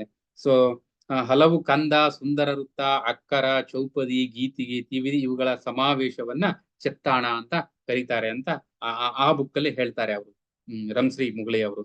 ಏನು ಚೆತ್ತಾಣದ ಲಕ್ಷಣ ಏನು ಅಂತ ಹೇಳಿದ್ರೆ ಹಲವು ಕಂದಗಳು, ಸುಂದರ ವೃತ್ತಗಳು, ಅಕ್ಕರ, ಚೌಪದಿ, ಗೀತಿಗೆ, ತಿವಿದಿ ಇವುಗಳೆಲ್ಲವುಗಳ ಸಮಾವೇಶವನ್ನ ಅವರು ಚೆತ್ತಾಣ ಅಂತ ಕರೀತಾರೆ. ಸೊ ಹಾಗಾಗಿ ಇದು ಒಂದು ರೀತಿನಲ್ಲಿ ಏನು ನಾವು ಹೇಳ್ತೀವಲ್ಲ, ಯಾವುದು ಇದು ಚಂಪುವನ್ನ ಹೇಳ್ತೀವಲ್ಲ, ಆ ರೀತಿನಲ್ಲಿ ಇದು ಕೂಡ ಬೇರೆ ಬೇರೆ ಎಲ್ಲವನ್ನ ಸಮಾವೇಶಗೊಳಿಸಿಕೊಳ್ಳುವಂತದ್ದು ಅಂತ ನಾವಿಲ್ಲಿ ಗುರುತಿಸ್ಕೊಳ್ಬೇಕಾಗುತ್ತೆ. ಹಾಗಾಗಿ ಇದು ಕೂಡ ಬಹಳ ಇಂಪಾರ್ಟೆಂಟ್, ಚೆತ್ತಾಣ ಮತ್ತು ಬೆದಂಡೆ ಅಂತಕ್ಕಂಥದ್ದು. ಅದನ್ನು ಕೂಡ ನಾವು ನೋಡ್ಕೊಳ್ಬೇಕು. ಅಂದ್ರೆ ಹೊಸ ಛಂದಸ್ಸನ್ನ ಹೇಳುವಾಗ ಈ ಮಾತನ್ನ ಕವಿ ಅಥವಾ ಯಾರು ಶ್ರೀ ವಿಜಯ ಹೇಳ್ತಾನೆ. Okay, next 10ನೇದು ಅದರೊಳಗಂ. ಅದರೊಳಗಂ ಅಂದ್ರೆ ಯಾವುದರ ಒಳಗೆ? ಅದರೊಳಗಂ, ಅದರಲ್ಲಿ ಅಂದ್ರೆ ಎಲ್ಲಿ? ಕನ್ನಡ ನಾಡಿನಲ್ಲಿ ಬರ್ತಕ್ಕಂತಹ ತಿರುಳುಗನ್ನಡದ ನಾಡುಗಳನ್ನ ಹೇಳ್ತಾ ಇದ್ದಾನೆ ಕವಿ. ನಾನು ಆಗ ಹೇಳಿದೆ, ಇದನ್ನ ಲಾಕ್ಷಣಿಕ ಗ್ರಂಥ ಅಂತ ಕರೆದ್ರೂ ಕೂಡ ಈ ಕೃತಿನಲ್ಲಿ ಈ ನಾಡಿನ ವಿಸ್ತೀರ್ಣದ ಬಗ್ಗೆ ಹೇಳಿದಾನೆ, ವ್ಯಾಪಕತೆಯ ಬಗ್ಗೆ ಹೇಳಿದಾನೆ, ಈ ನಾಡಿನಲ್ಲಿರ್ತಕ್ಕಂಥ ತಿರುಳುಗನ್ನಡದ ಬಗ್ಗೆ ಹೇಳಿದಾನೆ, ಈ ನಾಡಿನಲ್ಲಿರ್ತಕ್ಕಂತಹ ಕನ್ನಡಗಳು ಬೇರೆ ಬೇರೆ ದೇಶೀಯ ಭಾಷೆಗಳ ಕುರಿತು ಹೇಳ್ತಾ ಇದ್ದಾನೆ. ಹಾಗಾಗಿ ಇದು ಬರೀ ಒಂದು ಲಾಕ್ಷಣಿಕ ಗ್ರಂಥ ಅಲ್ಲ, ಇದು ಯಾರು ದುರ್ಗಸಿಂಹ ಹೇಳ್ತಾನಲ್ಲ, ಇದು ಕನ್ನಡಿಗರಿಗೆ ಕೈದೀಗಿಯೂ ಸಹ ಹೌದು, ಕನ್ನಡಿಯೂ ಸಹ ಹೌದು. ಇದರಲ್ಲಿ ನಾವು ಒಬ್ಬ ಕನ್ನಡವನ್ನ ಕಾವ್ಯವನ್ನ ಕನ್ನಡಿಗ ಕಾವ್ಯವನ್ನ ರಚಿಸಲಿಕ್ಕೆ ಕೂತ್ರೆ ಏನೆಲ್ಲ ಬೇಕೋ ಅದೆಲ್ಲವೂ ಕೂಡ ಇದರಲ್ಲಿ ಇದೆ. ಹಾಗಾಗಿ ಈ ನಮ್ಮ ಕವಿರಾಜ ಮಾರ್ಗಕಾರ ಬರೀ ಮೊದಲ ಕೃತಿ ಅನ್ನುವ ಮಾತ್ರಕ್ಕೆ ಇಷ್ಟೊಂದು ಮನ್ನಣೆ ಕೊಡ್ತಾ ಇಲ್ಲ, ಬದಲಾಗಿ ಆತ ಹೇಳಿದ ವಿಷಯಗಳಿದಾವಲ್ಲ, ಆ ವಿಷಯಗಳ ಅರಿವನ್ನ ಇಟ್ಟುಕೊಂಡು ಈತನಿಗೆ ಅಷ್ಟೊಂದು ಮಹತ್ವವನ್ನ ಕೊಡ್ತಾ ಇದ್ದಾರೆ. ನೋಡಿ, ಈಗ ಅಲ್ಲಿ ಹೇಳ್ತಾ ಇದ್ದಾರೆ ಅದರೊಳಗಂ ಅಂತ ಹೇಳಿದ್ರೆ ಯಾವುದರ ಒಳಗೆ? ಈ ಕನ್ನಡ ನಾಡಿನಲ್ಲಿ ಅಂತ ಅದರ ಅರ್ಥ. ಕಿಸುವಳಲ್, ಕಿಸುವಳಲ್ ಅಂತ ಹೇಳಿದ್ರೆ ಯಾವುದು? ಪಟ್ಟದ ಕಲ್ಲು. ಕಿಸುವಳಲ್ ಪಟ್ಟದ ಕಲ್ಲು. ವಿದಿತ ಮಹಾಕೋಪಣಾನಗರ, ಶ್ರೇಷ್ಠ. ವಿದಿತ ಅಂತ ಹೇಳಿದ್ರೆ ಶ್ರೇಷ್ಠ ಅಥವಾ ಪ್ರಸಿದ್ಧ ಅಂತ ಅದರ ಅರ್ಥ. ಪ್ರಸಿದ್ಧವಾದಂತಹ ಮಹಾಕೋಪಣಾನಗರ ಅಂದ್ರೆ ಇವತ್ತಿನ ಕೊಪ್ಪಳದ ನಗರ. ಮತ್ತೆ ಪುಲಿಗೆರೆ ಅಂತ ಹೇಳಿದ್ರೆ ಇವತ್ತಿನ ಲಕ್ಷ್ಮೀಶ್ವರ. ಸದಭಿಸ್ತುತಮಪ್ಪಂ, ಸದಭಿ ಸತ್ ಪ್ಲಸ್ ಅಭಿಸ್ತುತಮಪ್ಪಂ, ಅದು ಹಾಗೆ ಸದಭಿಸ್ತುತಮಪ್ಪ ಇದೆಯಲ್ಲ, ಸತ್ ಪ್ಲಸ್ ಅಭಿಸ್ತುತಮಪ್ಪಂ ಅಂತ ಹೇಳಿದ್ರೆ ಸ್ತುತ್ಯವಾದಂತಹ ಒಕ್ಕುಂದದ ನಡುವಣ ನಾಡೇ ನಾಡೆ ಕನ್ನಡದ ತಿರುಳ್ ಅಂತ ಹೇಳಿದ್ರೆ ಈ ಕನ್ನಡದ ತಿರುಳು, ಈ ತಿರುಳುಗನ್ನಡ ಅಂತ ಏನಿದೆಯಲ್ಲ, ಈ ತಿರುಳುಗನ್ನಡದ ಭಾಷೆ, ಈ ತಿರುಳುಗನ್ನಡ ಈ 4 ನಗರಗಳ ಮಧ್ಯೆ ಇದೆ. ಯಾವ್ದ್ಯಾವ್ದೆಲ್ಲ ಹೇಳಿ? 1 ಪಟ್ಟದಕಲ್ಲು ಕಿಸುವಳಲ್, 2 ಕೊಪ್ಪಳ ಮಹಾಕೋಪಣಾನಗರ, ಪ್ರಸಿದ್ಧ ಕೋಪಣಾನಗರ ಅಂತ ಹೇಳ್ತಾನೆ, ಹುಲಿಗೆರೆ ಲಕ್ಷ್ಮೀಶ್ವರ ಮತ್ತು ಒಕ್ಕುಂದ. ಈ 4 ನಾಡಿನ ನಡುವೆ ಅಥವಾ 4 ನಗರಗಳ ನಡುವೆ ಇರ್ತಕ್ಕಂಥದ್ದು ತಿರುಳುಗನ್ನಡ ಅನ್ನುವಂತ ಮಾತನ್ನ ಹೇಳ್ತಾನೆ. ಆತ ನೋಡಿ, ಈ ಶ್ರೀ ವಿಜಯ ಏನೂ ಓದದೇ ಇದ್ರು ಕೂಡ ಇವ್ರ್ಯಾರು ಕನ್ನಡಿಗರು ಕಾವ್ಯ ಪ್ರಯೋಗ ಪರಿಣಿತ ಮತಿಗಳಂತ ಹೇಳ್ತಾನೆ. ಏನೂ ಓದದೇ ಇದ್ರು ಕೂಡ ಇವರು ಕಾವ್ಯವನ್ನ ಬಲ್ಲವರಾಗಿದ್ರು ಅಂತ ಹೇಳ್ತಾನೆ. ಅಷ್ಟು ಮಾತ್ರವಲ್ಲ, ನಮ್ಮ ಕನ್ನಡ ನಾಡು ಎಲ್ಲಿಯವರೆಗೆ ಇತ್ತು ಅಂತ ಹೇಳ್ತಾನೆ? ಕಾವೇರಿಯಿಂದ ಮಾ ಗೋದಾವರಿ ವರಮಿರ್ದ ನಾಡದಾ ಕನ್ನಡದೋಳ್ ಭಾವಿಸಿದ ಜನಪದಂ ವಸುದ ವಲಯ ವಿಲೀನ ವಿಷದ ವಿಷಯ ವಿಶೇಷಂ ಅನ್ನುವಂತ ಮಾತನ್ನ ಹೇಳ್ತಾನೆ. ನೋಡು, ವಸುಧಾವಲಯ ವಿಲೀನ ಅಂದ್ರೆ ಭೂಮಂಡಲದಲ್ಲಿರ್ತಕ್ಕಂತಹ ವಿಷದ ಸುಂದರವಾದಂತಹ ಮತ್ತೆ ವಿಷಯ ವಿಶೇಷ ಅಂದ್ರೆ ಇಡೀ ಭೂಮಂಡಲದಲ್ಲಿಯೇ ಸುಂದರವಾಗಿರ್ತಕ್ಕಂಥ ಪ್ರದೇಶಗಳಲ್ಲಿ ಕನ್ನಡ ನಾಡು ಕೂಡ ಒಂದು ಅಂತ ಮಾತನ್ನ ಹೇಳ್ತಾನೆ. ಆವಾಗ ಈ ಮಾತನ್ನ ಯಾವುದು? ಅದರೊಳಗಂ ಕಿಸುವಳಲಾ ವಿದಿತ ಮಹಾಕೋಪಣಾನಗರದ ಪುಲಿಗೆರೆಯ ಸದವೀಸ್ತುತಮಪ್ಪಂ ಒಕ್ಕುಂದದ ನಡುವಣ ನಾಡೇ ನಾಡೆ ಕನ್ನಡದ ತಿರುಳ್ ಅಂತ ಹೇಳ್ತಾನೆ. ಅಂದ್ರೆ ಈ ನಾಡಿನಲ್ಲಿ ಬರ್ತಕ್ಕಂಥದ್ದು ಅದೇನು? ಕನ್ನಡದ ತಿರುಳುಗನ್ನಡದ ನಾಡು ಅಂತ ಮಾತನ್ನ ಆತ ಹೇಳ್ತಾನೆ. ಹಾಗೆ ಮುಂದೆ ನೋಡಿ, ಸಕ್ಕದ ಮುಂ ಪಾಗದ ಮುಂ, ಇದನ್ನು ಕೂಡ ಒಂದ್ಸರಿ ಕೇಳಿದ್ದಾರೆ ನೋಡಿ. ಸಕ್ಕದ ಮುಂ ಅಂತ ಹೇಳಿದ್ರೆ ಸಂಸ್ಕೃತ, ಪಾಗದ ಮುಂ ಅಂತ ಹೇಳಿದ್ರೆ ಪ್ರಾಕೃತ. ಸೊ ಸಂಸ್ಕೃತ ಮತ್ತು ಪ್ರಾಕೃತಗಳಲ್ಲಿ ಹೇರಳವಾಗಿ ಕಾವ್ಯವನ್ನ ರಚಿಸ್ಲಿಕ್ಕೆ ಸಾಧ್ಯ ಇದೆ ಅನ್ನುವಂತ ಮಾತನ್ನ ಹೇಳ್ಬೇಕಾದ್ರೆ ಈ ಮಾತನ್ನ ಕವಿರಾಜ ಮಾರ್ಗಕಾರ ಹೇಳ್ತಾನೆ. ಸಕ್ಕದ ಮುಂ ಪಾಗದ ಮುಂ ಅಂದ್ರೆ ಸಂಸ್ಕೃತದಲ್ಲಿ ಮತ್ತು ಪ್ರಾಕೃತದಲ್ಲಿ ಹೆಚ್ಚೆಚ್ಚು ಕಾವ್ಯಗಳನ್ನ ರಚಿಸಬಹುದು. ಅಂದ್ರೆ ಆಯಾ ಭಾಷೆಯ ಲಕ್ಷ್ಯಗಳು ಕಾವ್ಯವನ್ನ ರಚಿಸ್ಲಿಕ್ಕೆ ಸಹಕಾರಿ ಆಗ್ತವೆ ಅನ್ನುವಂತ ಮಾತನ್ನ ಹೇಳ್ಬೇಕಾದ್ರೆ ಈ ಮಾತನ್ನ ಇಲ್ಲಿ ಹೇಳ್ತಾನೆ. ನೆಕ್ಸ್ಟ್, ವಾಸುಗಿಯುಂ ಅರಿಯಲಾರದೆ ಬೆಸರುಗುಂ ದೇಶೀಯ ಬೇರೆ ಬೇರೆ ಪುದರುಂ. ನಾನು ಇಷ್ಟೊತ್ತು ಹೇಳಿದ್ದಲ್ಲ, ಕನ್ನಡ ಅಂತಕ್ಕಂಥದ್ದು ಒಂದು ಕನ್ನಡ ಇಲ್ಲ, ಬೇರೆ ಬೇರೆ ರೀತಿಯಾದ ಕನ್ನಡಗಳಿದ್ದಾವೆ. ಎಷ್ಟರ ಮಟ್ಟಿಗೆ ಅಂತ ಹೇಳಿದ್ರೆ, ವಾಸುಗಿಯುಂ ಅರಿಯಲಾರದೆ, ವಾಸುಕಿಯೂ ಕೂಡ ಅರಿಯಲಾದಷ್ಟು, ಬೆಸರುಗುಂ ವಾಸುಕಿಯೂ ಕೂಡ ಅರಿಯಲಾರದಷ್ಟು ಇಲ್ಲಿ ಕನ್ನಡಗಳು ಇದಾವೆ. ಹಾಗಾಗಿ ಆ ಕನ್ನಡಗಳಿಂದ ನಮ್ಗೆ ಇಲ್ಲಿರ್ತಕ್ಕಂತ ಒಂದು ಲಕ್ಷಣವನ್ನ ಹೇಳಕ್ಕೆ ಸಾಧ್ಯ ಇಲ್ಲ. ಆದ್ರೂ ಹೇಳ್ತೀನಿ ಅಂತ ಆತ ತಿರುಳುಗನ್ನಡದ ಕುರಿತಾಗಿ ಮಾತಾಡ್ತಾನೆ. ವಾಸುಗಿಯುಂ ಅರಿಯಲಾರದೆ ಬೆಸರುಗುಂ ದೇಶೀಯ ಬೇರೆ ಬೇರೆ ಪುದರುಂ. ಕನ್ನಡದ ದೇಶೀಯತನ ಇದೆಯಲ್ಲ, ಅದು ಬೇರೆ ಬೇರೆ ರೀತಿ ಇದೆ, ಬೇರೆ ಬೇರೆ ರೀತಿ ಇದೆ. ಅದು ಯಾರಿಂದಲೂ ಕೂಡ ಹೇಳಕ್ಕೆ ಸಾಧ್ಯ ಇಲ್ಲ. ಕನ್ನಡದ ದೇಶೀಯತನ ಇದೆಯಲ್ಲ, ಅದು ಬೇರೆ ಬೇರೆ ದೋಷಗಳ ರೀತಿಯನ್ನ ಯೋಚಿಸಿ ನಾವು ಮಾತಾಡ್ಬೇಕಾಗುತ್ತೆ. ಅದನ್ನ ತಿಳಿಸ್ಲಿಕ್ಕೆ ಸಾಧ್ಯ ಇಲ್ಲ. ಈವನ್ ವಾಸುಕಿಯೂ ಕೂಡ, ಆತನ ಪ್ರಕಾರ ಯಾವುದೋ ಒಂದು ದೇವರಿರ್ಬೋದು, ನನಗೆ ಗೊತ್ತಿಲ್ಲ, ಆ ವಾಸುಕಿಯೂ ಕೂಡ ಇದನ್ನ ಗುರುತಿಸ್ಲಿಕ್ಕೆ ಸಾಧ್ಯ ಇಲ್ಲ ಅನ್ನುವಂತ ಮಾತು. ಅಂದ್ರೆ ನಮ್ಮ ಕನ್ನಡದಲ್ಲಿ ದೇಶೀಯತೆ, ನಾವೇನಿವತ್ತು ದೇಶೀಯ ಏನ್ ಹೇಳ್ತೀವಿ, ನೆಲಮೂಲ ಸಂಸ್ಕೃತಿ, ದೇಶೀಯತೆ ಅಂತ ಇವತ್ತು ನಾವು ಬಾಯಿ ಪಡ್ಕೊಳ್ತೀವಲ್ಲ, ಅವತ್ತಿನ ಕಾಲಕ್ಕೇನೆ ಈ ಶ್ರೀ ವಿಜಯ ಹೇಳಿದಾನೆ. ಏನು? ಬೆಸರುಗುಂ ದೇಶೀಯ ಬೇರೆ ಬೇರೆ ಪುದರಿಂ ಅನ್ನುವಂತ ಮಾತನ್ನ ಅವತ್ತೇ ಹೇಳಿದ್ದಾನೆ. ಹಾಗಾಗಿ ನಮ್ಮ ಕನ್ನಡಗಳು ಬೇರೆ ಬೇರೆ ಇದಾವೆ. ಅಂದ್ರೆ ಯಾವ ರೀತಿ ಕನ್ನಡ ಅಂತ ಹೇಳಿದ್ರೆ, ಈಗ ನೋಡಿ, ಫಾರ್ ಎಕ್ಸಾಂಪಲ್ ನಾವು ಮಾತಾಡೋದಾದ್ರೆ, ಮಂಗಳೂರಿನ ಕನ್ನಡ ಒಂದು ರೀತಿನಲ್ಲಿದೆ, ಮೈಸೂರಿನ ಕನ್ನಡ ಇನ್ನೊಂದು ರೀತಿನಲ್ಲಿ ಇರುತ್ತೆ. ಮೈಸೂರಿನ ಕನ್ನಡ ಒಂದು ರೀತಿನಲ್ಲಿದ್ರೆ, ಬಿಜಾಪುರದ ಕನ್ನಡ ಒಂದು ರೀತಿನಲ್ಲಿದೆ. ಬಿಜಾಪುರದ ಕನ್ನಡ ಒಂದು ರೀತಿನಲ್ಲಿದ್ರೆ, ಗುಲ್ಬರ್ಗಾದ ಕನ್ನಡ ಮತ್ತೊಂದು ರೀತಿನಲ್ಲಿ ಇದೆ. ಸೊ ಹಾಗಾಗಿ ಬೇರೆ ಬೇರೆ ಇಲ್ಲಿ ಕನ್ನಡಗಳಿದಾವೆ. ದೇಶೀಯ ಬೇರೆ ಬೇರೆ ಪುದರಂ ಅಂತ ಹೇಳ್ತಾರಲ್ಲ, ಆ ರೀತಿಯಲ್ಲಿ ಬೇರೆ ಬೇರೆ. ಸರ್ ಡಿಸ್ಟರ್ಬ್ ಆಗುತ್ತೆ, ಯಾರದ ಆಫ್ ಮಾಡಿ, ಮ್ಯೂಟ್ ಮಾಡಿ ನೀವು. ಯಾರಿದು? ಮಾರ್ನಿಂಗ್ ದುಡ್ಡು ಕೊಡ್ತಿದ್ವಿ ಸರ್. ಫೋನ್ ಪೇ ಯಾರ್ದದು? M Deva UK. Devanna silent ಮಾಡ್ಕೊಳ್ಳೋಣ. ಓಕೆ, ಇರ್ಲಿ, ಅವ್ರೇನೋ ಮರೆತು ಬಿಟ್ಟಿದ್ದಾರೆ ಅಂತ ಕಾಣುತ್ತೆ. ಸೊ ಈಗ ನಮ್ಮ ದೇಶೀಯತೆ ಬೇರೆ ಬೇರೆ ಇರೋದ್ರಿಂದ ಈ ರೀತಿಯಲ್ಲಿ ಕನ್ನಡಗಳನ್ನ ನಾವು ಗುರುತಿಸಲಿಕ್ಕೆ ಸಾಧ್ಯ ಇದೆ. ಅವುಗಳ ವ್ಯತ್ಯಾಸವನ್ನ ಗುರುತಿಸ್ಲಿಕ್ಕೆ ಸಾಧ್ಯ ಇಲ್ಲ ಅನ್ನುವಂತ ಮಾತನ್ನ ಹೇಳುವಾಗ ಈ ಮಾತನ್ನ ಕವಿ ಹೇಳ್ತಾನೆ. ಹಾಗೇನೆ ಮುಂದಕ್ಕೆ ನೋಡಿ, ಪಳಗನ್ನಡಂ ಪೊಲಗೆಡಿಸಿ ನುಡಿವರಾಗಮ ಬಲಹೀನರ್. ನಮ್ದು ಪ್ರಶ್ನೆ ಇದೆ ಅಲ್ವಾ? ಈಗ ಈ ಪ್ರಶ್ನೆಗೆ ನಾವು ಉತ್ತರ ಉಟ್ಕೊಳ್ಬೇಕಾಗಿದೆ ಅಲ್ವಾ? ಪಳಗನ್ನಡಂ ಪೊಲಗೆಡಿಸಿ ನುಡಿವರ್ ಬಲಹೀನರ್. ಈ ಉಕ್ತಿ ಬರುವ ಕೃತಿ ಯಾವುದು ಅಂತ ಕೇಳಿದಾನೆ. ಈಗ ಅದೇ ಪ್ರಶ್ನೆಗೆ ನಾವು ಬಂದಿದ್ದೇವೆ. ಪಳಗನ್ನಡಂ ಪೊಲಗೆಡಿಸಿ ನುಡಿವರಾಗಮ ಬಲಹೀನರ್ ಅನ್ನುವಂತ ಮಾತನ್ನ ಇಲ್ಲಿ ನಾವು ನೋಡ್ತೇವೆ. ಇದ್ರ ಅರ್ಥ ಏನು ಅಂತ ಹೇಳಿದ್ರೆ, ಹಳೆಗನ್ನಡವೆಲ್ಲ ಸುಂದರ ಸುಂದರ ಅಂತ ಹೇಳಿ ಭಾವಿಸ್ಕೊಂಡು ನಾವೇನ್ ಮಾಡ್ತಾ ಇದ್ದೇವೆ, ಇದನ್ನ ತಂದು ತಂದು ತಂದು ಆಗ್ತಾ ಇದ್ದೇವೆ. ಹಳೆಗನ್ನಡ ಹೇಳಿ, ಪಳಗನ್ನಡಂ ಪೊಲಗೆಡಿಸಿ ನುಡಿವರಾಗಮ ಬಲಹೀನರ್ ಅಂತ ಹೇಳಿದ್ರೆ ಹಳೆ ರೂಢಿಯಲ್ಲಿರ್ತಕ್ಕಂಥ ಕಾವ್ಯವೇ ಕಾವ್ಯಕ್ಕೆ ಲಕ್ಷಣ ತಂದ ಆಗ್ತಾ ಇದೀವಿ. ಆಗ್ಬಾರ್ದದು. ಯಾರು ಇದನ್ನ ಈ ರೀತಿ ಮಾಡ್ತಾ ಇದ್ದಾರೆ ಅಂತ ಹೇಳಿದ್ರೆ ನುಡಿವರಾಗಮ ಬಲಹೀನರ್. ಯಾರು ಶಾಸ್ತ್ರದ ಬಗ್ಗೆ ಜ್ಞಾನ ಇಲ್ವೋ ಅಂತವರು ಈ ರೀತಿಯಲ್ಲಿ ಮಾಡ್ತಾ ಇದ್ದಾರೆ.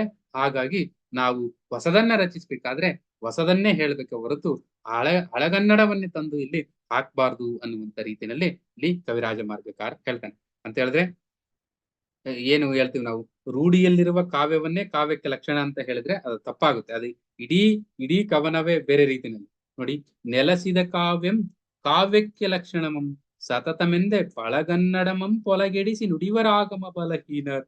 ದೇಶೀಯ ಅಲ್ಲದೆಂದು ಅರಿದುರ್ದಂ. ಇದು ದೇಶೀಯ ಅಲ್ಲ ಅಂತ ಅವ್ರಿಗೆ ಅರಿವಿರೋದಿಲ್ಲ, ಆದ್ರೆ ದೇಶೀಯದೇ ಅಂತ ಆತರ ತಿಳ್ಕೊಳ್ತಾರೆ. ಈಗ ಹಳೆಗನ್ನಡದಲ್ಲಿರ್ತಕ್ಕಂಥ ಕೆಲವು ಪದಗಳು ದೇಶೀಯ ಆಗಿರೋದ್ರಿಲ್ಲ, ಆದ್ರೆ ಅವುಗಳು ದೇಶೀಯವೇ ಅಂತೇಳಿ ತಿಳ್ಕೊಂಡು ಕೆಲವು ಕವಿಗಳು ಏನ್ ಮಾಡ್ತಾ ಇದ್ದಾರೆ ಅಂತ ಹೇಳಿದ್ರೆ ಬಲಹೀನರು. ಯಾರವರು? ಶಾಸ್ತ್ರದ ಬಗ್ಗೆ ಜ್ಞಾನ ಇಲ್ಲದೆ ಇರ್ತಕ್ಕಂಥವ್ರು ಏನ್ ಮಾಡ್ತಾ ಇದ್ದಾರೆ, ಈ ರೀತಿಯ ಹಳೆಗನ್ನಡವನ್ನ ಹೊಲಸು ಮಾಡ್ತಾ ಇದ್ದಾರೆ. ಆ ರೀತಿಯಲ್ಲಿ ಮಾಡಬಾರ್ದು ಅನ್ನುವಂತ ಮಾತನ್ನ ಇಲ್ಲಿ ಕವಿ ನಮ್ಗೆ ಹೇಳ್ತಾ ಇದ್ದಾನೆ. ಅಂತ ಹೇಳಿದ್ರೆ ನಾನು ಹೇಳಿದ್ನಲ್ಲ, ಇರ್ತಕ್ಕಂಥದ್ದು ಸತ್ಯ ಅಲ್ಲ, ಎಲ್ಲವೂ ಸತ್ಯ ಅಲ್ಲ. ಒಂದ್ ರೀತಿಯಲ್ಲಿ ಇಲ್ಲಿ ಏನ್ ಹೇಳ್ತಾ ಇದ್ದಾನೆ ಶ್ರೀ ವಿಜಯ ಅಂತ ಹೇಳಿದ್ರೆ, ಹಳೆಗನ್ನಡ ಎಲ್ಲವೂ ಕೂಡ ಸುಂದರವಲ್ಲ, ಅದರಲ್ಲೂ ಒಂದಷ್ಟು ದೋಷಗಳಿದಾವೆ. ಆ ದೋಷಗಳನ್ನ ನಾವು ನಮ್ಮ ಕಾವ್ಯವನ್ನ ಬರಿಬೇಕಾದ್ರೆ, ವ್ಯಾಖ್ಯಾನವನ್ನ ಮಾಡ್ಬೇಕಾದ್ರೆ, ಬರಹವನ್ನ ಬರಿಬೇಕಾದ್ರೆ, ನುಡಿಯನ್ನ ಬರಿಬೇಕಾದ್ರೆ ತಿದ್ದಿಕೊಳ್ಬೇಕು. ಹೇಗಿರ್ತದೆ ಹಾಗೆ ತಂದು ಅದನ್ನ ಹೊಲಸು ಮಾಡೋದಲ್ಲ ಅನ್ನುವಂತ ಮಾತನ್ನ ಇಲ್ಲಿ ಕವಿ ನಮ್ಗೆ ಹೇಳ್ತಾ ಇದ್ದಾನೆ. ಸೊ ಅದು ಬಹಳ ಮುಖ್ಯವಾದಂತ ವಿಚಾರ. ನೆಕ್ಸ್ಟ್ ನೋಡಿ, ಬೆರೆಸಲ್ಕ ಮಾಗದಿ ಸಕ್ಕದೋಳ್ ಅಂತ ಹೇಳಿದ್ರೆ ಸಂಸ್ಕೃತ ಪದಗಳ ಬಳಕೆಗಳನ್ನ ನಾವು ಎಲ್ಲೆಲ್ಲಿ ಹೇಗೆ ಮಾಡ್ಬೇಕು ಅನ್ನುವಂತ ವಿಚಾರವನ್ನ ಹೇಳುವಾಗ ಕವಿ ಈ ಮಾತನ್ನ ಹೇಳ್ತಾನೆ. ನಾವು ಸಮಸಂಸ್ಕೃತಗಳ ಜೊತೆ ಮಾತಾಡ್ಬಹುದು, ಎಂತದು ಹೊಂದಿಕೆ ಮಾಡ್ಕೊಳ್ಬಹುದು. ಹಾಗಂತ ಎಲ್ಲಾ ಕಡೆಯೂ ಈ ಸಮಸಂಸ್ಕೃತವನ್ನ ಅಥವಾ ಸಂಸ್ಕೃತವನ್ನ ತಂದು ಇಕ್ಕಬಾರ್ದು. ಹಾಗೇನಾದ್ರೂ ತಂದಿಕ್ಕಿದ್ರೆ ಕಾವ್ಯ ಸರಿ ಆಗೋದಿಲ್ಲ. ಹಾಗಾಗಿ ಆ ರೀತಿಯ ಸಂಸ್ಕೃತವನ್ನ ಬೆರೆಸ್ಲಿಕ್ಕೆ ಸಾಧ್ಯವೇ ಇಲ್ಲ, ಬೆರೆಸಬಾರ್ದು ಅನ್ನುವಂತ ಮಾತನ್ನ ಇಲ್ಲಿ ಹೇಳ್ತಾನೆ. ಹೇಳಿದ್ರೆ ಸಮ ಸಂಸ್ಕೃತಗಳ ಜೊತೆ ಚೆನ್ನಾಗಿ ಹೊಂದಿಕೊಳ್ಳುವ ರೀತಿಯಲ್ಲಿ ಇದ್ರೆ ಬೆರೆಸ್ಬೋದು, ಏನ್ ತೊಂದ್ರೆ ಇಲ್ಲ. ಆದರೆ ಕೆಲವು ಸಾರಿ ಏನಾಗುತ್ತೆ, ಅದಕ್ಕೆ ಹೊಂದಾಣಿಕೆ ಆಗೋದಿಲ್ಲ. ಅಂತ ಸಂದರ್ಭದಲ್ಲಿ ನಾವು ಹೊಂದಾಣಿಕೆಯನ್ನ ಮಾಡಬಾರ್ದು. ಒಂದು ವೇಳೆ ಅಂತಹ ಸಂಸ್ಕೃತ ಪದಗಳನ್ನ ಕನ್ನಡದಲ್ಲಿ ತಂದು ಪೋಣಿಸಿ ಬಲವಂತವಾಗಿ ಇಟ್ಟೆವು, ಜೋಡಿಸಿದೆವು, ಕಾವ್ಯವನ್ನ ರಚನೆ ಮಾಡಿದೆವು ಅಂತ ಹೇಳಿದ್ರೆ ಅದೇನಾಗುತ್ತೆ ಅಂತ ಹೇಳಿದ್ರೆ, ಕೆಳಗಡೆ ಲೈನ್ ಇದೆ ನೋಡಿ, ಮರುಗುವ ಪಾಲ್ಗಳೆಯ ಪನಿಗಳಂ ಬೆರೆಸಿದ ಹೋಲ್. ಒಂದು ವೇಳೆ ಕಾವ್ಯವನ್ನ ರಚನೆ ಮಾಡುವಾಗ ಸಂಸ್ಕೃತ ಶಬ್ದಗಳು ಹೊಂದಿಕೆ ಆಗುವಂತಿದ್ರೆ ಸೇರಿಸ್ಬೇಕು. ಒಂದು ವೇಳೆ ಅದು ಸೇರಿಕೆ ಆಗದೆ ಬಲವಂತವಾಗಿ ನಾವು ಅದನ್ನ ತಂದಿಟ್ರೆ ಏನಾಗುತ್ತೆ ಅಂತ ಹೇಳಿದ್ರೆ, ಮರುಗುವ ಪಾಲ್ಗಳೆಯ ಪನಿಗಳಂ ಬೆರೆಸಿದ ಹೋಲ್. ಮರುಗುವ, ಕುದಿಯುವ, ಪಾಲ್ಗಳೆಯ ಪನಿಗಳಂ ಏನು ಎಂತದದು, ಮಜ್ಜಿಗೆಯ ಹನಿಗಳನ್ನ ಕುದಿಯುವ ಹಾಲಿಗೆ ಬೆರೆಸಿದ್ರೆ ಯಾವ ರೀತಿ ಆಗ್ತದೋ ಅದೇ ರೀತಿನಲ್ಲಿ ನಾವು ಕನ್ನಡಕ್ಕೆ ಸಂಸ್ಕೃತ ಪದಗಳನ್ನ ತಂದು ಹಾಕಿದ್ರೆ ಅದು ಅರ್ಥವನ್ನ ಒಡೆದು ಹಾಕುತ್ತೆ, ಅರ್ಥವನ್ನ ಹಾಳು ಮಾಡುತ್ತೆ ಅನ್ನುವಂತ ರೀತಿಯಲ್ಲಿ. ಈ ಮರುಗುವ ಪಾಲ್ಗಳೆಯ ಪನಿಗಳಂ ಬೆರೆಸಿದ ಓಲ್ ಅಂತ ಇದೆಯಲ್ಲ, ಅದು ತುಂಬಾ ಸರಿ ಕೇಳಿದ್ದಾರೆ. ಅದು ಬಹಳ ನಾವು ಸೂಕ್ಷ್ಮತೆಯಿಂದ ನೆನಪಿಟ್ಕೊಳ್ಬೇಕಾಗುತ್ತೆ. ಮರುಗುವ ಕುದಿಯುವ ಪಾಲ್ಗಳೆಯ ಪನಿಗಳಂ ಮಜ್ಜಿಗೆಯ ಹನಿಗಳನ್ನು ಬೆರೆಸಿದ ಹೋಲ್ ಹಾಕಿದರೆ, ಬೆರೆಸಿದರೆ ಏನಾಗ್ತದೆಯೋ ಅದೇ ರೀತಿಯ ಒಂದು ಒಡಕು ಕನ್ನಡ ಸಂಸ್ಕೃತ ಪದಗಳನ್ನ ಸೇರಿಸಿ ಕಾವ್ಯ ರಚನೆಯನ್ನ ಮಾಡಿದ್ರೆ ಆಗುತ್ತೆ. ಹಾಗಾಗಿ ನಾವು ಯಾವುದೇ ಕಾರಣಕ್ಕೂ ಕನ್ನಡವನ್ನ ಅಥವಾ ಹರಿಸಮಾಸವನ್ನ ಮಾಡಬಾರ್ದು. ಹರಿಸಮಾಸವನ್ನ ತಿಳಿಸುವಾಗ ಶ್ರೀ ವಿಜಯ ಈ ರೀತಿಯ ಉದಾಹರಣೆಗಳನ್ನ ಕೊಡ್ತಾನೆ. ಏನು, ಗೆಳತಿಯ ಜೊತೆ ಇದ್ದ ನಾನು ಅರಳಿದ ಕೆಂಗಣ್ಣಿನಿಂದ ರಾಜಕುಮಾರನನ್ನು ನೋಡಿ ಹೆಚ್ಚಿನ ನಾಚಿಕೆಯಿಂದ ನನ್ನ ಮುಖ ಕಮಲವನ್ನು ಕೆಳಗೆ ಬಾಗಿಸಿ ತುಂಬಿದ ನಗೆಯಿಂದೆತ್ತೆನು ಅಂತ ಹೇಳಿದ್ರೆ, ಇಲ್ಲಿ ನೆಕ್ಸ್ಟ್ ಅದನ್ನ ಅಂದ್ರೆ ಅದಕ್ಕೆ ಉದಾಹರಣೆ ಕೊಡ್ಬೇಕಾದ್ರೆ ಈ ಮಾತನ್ನ ಕವಿರಾಜ ಮಾರ್ಗಕಾರ ಹೇಳ್ತಾನೆ. ಹಾಗಾಗಿ ನಾವು ಸಂಸ್ಕೃತದ ಒಟ್ಟಿಗೆ ಕನ್ನಡವನ್ನ ಬೆರೆಸಬಾರ್ದು ಅನ್ನುವುದಕ್ಕೆ ಈ ಮಾತನ್ನ ಹೇಳ್ತಾನೆ. ನೆಕ್ಸ್ಟ್ ನೋಡಿ 16ನೇದು ಕಾವ್ಯ ದೋಷಗಳು ಕುರಿತು ಹೇಳ್ತಾನೆ. ಅದು ಸಂಸ್ಕೃತ ಬೆರಕೆಯ ಕುರಿತು ಆಯ್ತಲ್ಲ. ಈಗ ಕೆಳಗಡೆ ಕಾವ್ಯ ದೋಷಗಳು ಯಾವ್ಯಾವು ಅನ್ನುವಂಥದ್ದಿದೆ. ಮತ್ತೆ ಕಾವ್ಯ ದೋಷ ಯಾವುದರಿಂದ ಉಂಟಾಗುತ್ತೆ, ಮೇಲೆ ಕಾವ್ಯ ಲಕ್ಷಣ ಹೇಳ್ದ, ಆನಂತರ ನಾಡಿನ ಕುರಿತಾಗಿ ಮಾತಾಡ್ದ, ಆನಂತರ ಸಂಸ್ಕೃತ ಪದಗಳನ್ನ ಬಳಸುವ ಕುರಿತು ಮಾತಾಡ್ದ.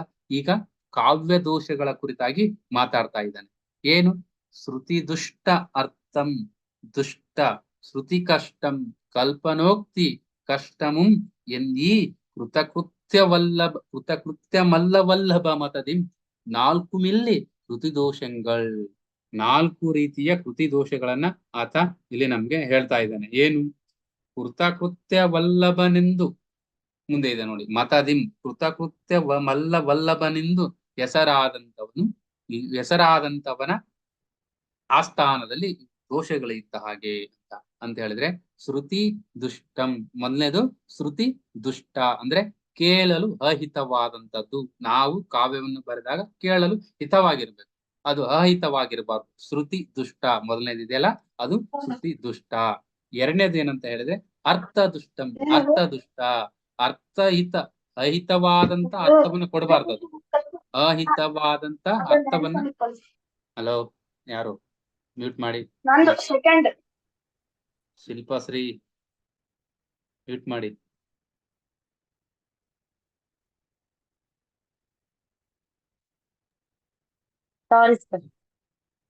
ಓಕೆ, ಇಲ್ಲಿ ಶ್ರುತಿ ಕಾವ್ಯ ದೋಷಗಳ ಕುರಿತು ನಾವು ಹೇಳ್ತಾ ಇದ್ವಲ್ಲ. ಓಕೆ, ಶ್ರುತಿ ದುಷ್ಟ ಅಂತ ಹೇಳಿದ್ರೆ ಕೇಳಲು ಅಹಿತವಾದದ್ದು. ನೆಕ್ಸ್ಟ್ ಅರ್ಥ ದುಷ್ಟ ಅಂತ ಹೇಳಿದ್ರೆ ಅಹಿತವಾದ ಅರ್ಥ ಅಂತ ಹೇಳಿದ್ರೆ ಏನೇನ ಬರೆಯೋದು, ಅದಕ್ಕೆ ಒಂದಕ್ಕೊಂದು ಸಂಬಂಧ ಇರೋದಿಲ್ಲ, ಅರ್ಥವೇ ಇರೋದಿಲ್ಲ. ಆ ರೀತಿಯ ಕಾವ್ಯಗಳನ್ನ ಬರಿಬಾರ್ದು. ನೆಕ್ಸ್ಟ್ ಕಲ್ಪನಾ ದುಷ್ಟ, ಅಹಿತವಾದ ಕಲ್ಪಿತ ವಚನೆ. ನಮ್ಗೆ ಕಲ್ಪಿಸ್ಕೊಳ್ಳಕ್ಕೆ ಸಾಧ್ಯನೇ ಇರೋದಿಲ್ಲ. ಏನು, ನಾವ್ ಒಂದ್ ಕಡೆ ಹೇಳ್ತೀವಿ ಕವಿ ಕಲ್ಪನೆ ಗರಿದಿಗೇರಿದಾಗ ಪುರಾಣವು ಕೂಡ ತಲೆಬಾಗುವುದಂತೆ. ಏನೇನೋ ಬರೆದು ಬಿಡೋದಲ್ಲ, ಯೋಚನೆ ಇದೆ ಅಂತೇಳಿ ಆ ಯೋಚನೆಯೇ ನಮಗೆ ನಿಲುಕುವಂತಿರ್ಬೇಕು. ಆ ರೀತಿಯಾಗಿ ಅಹಿತವಾದ ಅಂದ್ರೆ ಹಿತವಾದ ಕಲ್ಪಿತ ವಚನವನ್ನ ನಾವು ಕಲ್ಪಿಸ್ಕೊಳ್ಳಕ್ಕೆ ಸಾಧ್ಯ ಇರ್ಬೇಕು, ಅಂತವದನ್ನ ಬರಿಬೇಕು.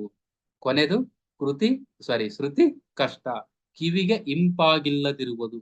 ನಾವು ಕಿವಿಗೆ ಇಂಪಾಗಿಲ್ಲದಿರುವುದು ಅಂತ ಹೇಳಿದ್ರೆ ಒಂದಷ್ಟು ಏನು, ಈಗ ಛಂದಸ್ಸುಗಳನ್ನ ಯತಿಗಳನ್ನ ಬಳಸ್ಕೊಂಡು ಕಾವ್ಯವನ್ನ ಬರೆದ್ರೆ ಬಹಳ ಚೆನ್ನಾಗಿ ಅದನ್ನ ಇಂಪಾದ ರೀತಿನಲ್ಲಿ ಕವಿಗಳು ಅಥವಾ ಕವಯತ್ರಿಯರು ಗಾಯಕರು ಆಡ್ತಾರೆ. ಆ ರೀತಿಯ ಯತಿ ಇಲ್ಲ, ಉಸಿರು ನಿಲ್ಲೋದಿಲ್ಲ, ತಗೊಳ್ಳೋದಿಲ್ಲ ಅಂತ ಹೇಳಿದ್ರೆ ಚೆನ್ನಾಗಿರೋದಿಲ್ಲ. ಹಾಗಾಗಿ ಕಿವಿಗೆ ಇಂಪಾಗಿರ್ಬೇಕು ಅಂತ ಹೇಳಿದ್ರೆ ಆತ ಆ ಕಾವ್ಯಕ್ಕೆ ಒದಗಿಸಬಹುದಾದ ಛಂದಸ್ಸಿನ ಎಲ್ಲಾ ವಿಚಾರಗಳನ್ನ ಒದಗಿಸ್ಬೇಕು ಅನ್ನುವಂತ ಮಾತನ್ನ ಹೇಳುವಾಗ ಈ ಮಾತನ್ನ ಹೇಳ್ತಾನೆ.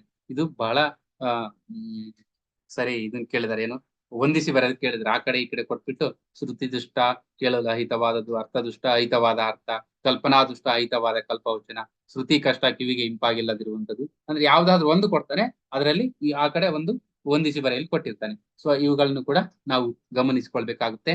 4 ಇದಾವೆ. ಶ್ರುತಿ ದುಷ್ಟ ನೋಡ್ಕೊಳ್ಳಿ, ಶ್ರುತಿ ದುಷ್ಟಂ ಅರ್ಥ ದುಷ್ಟಂ.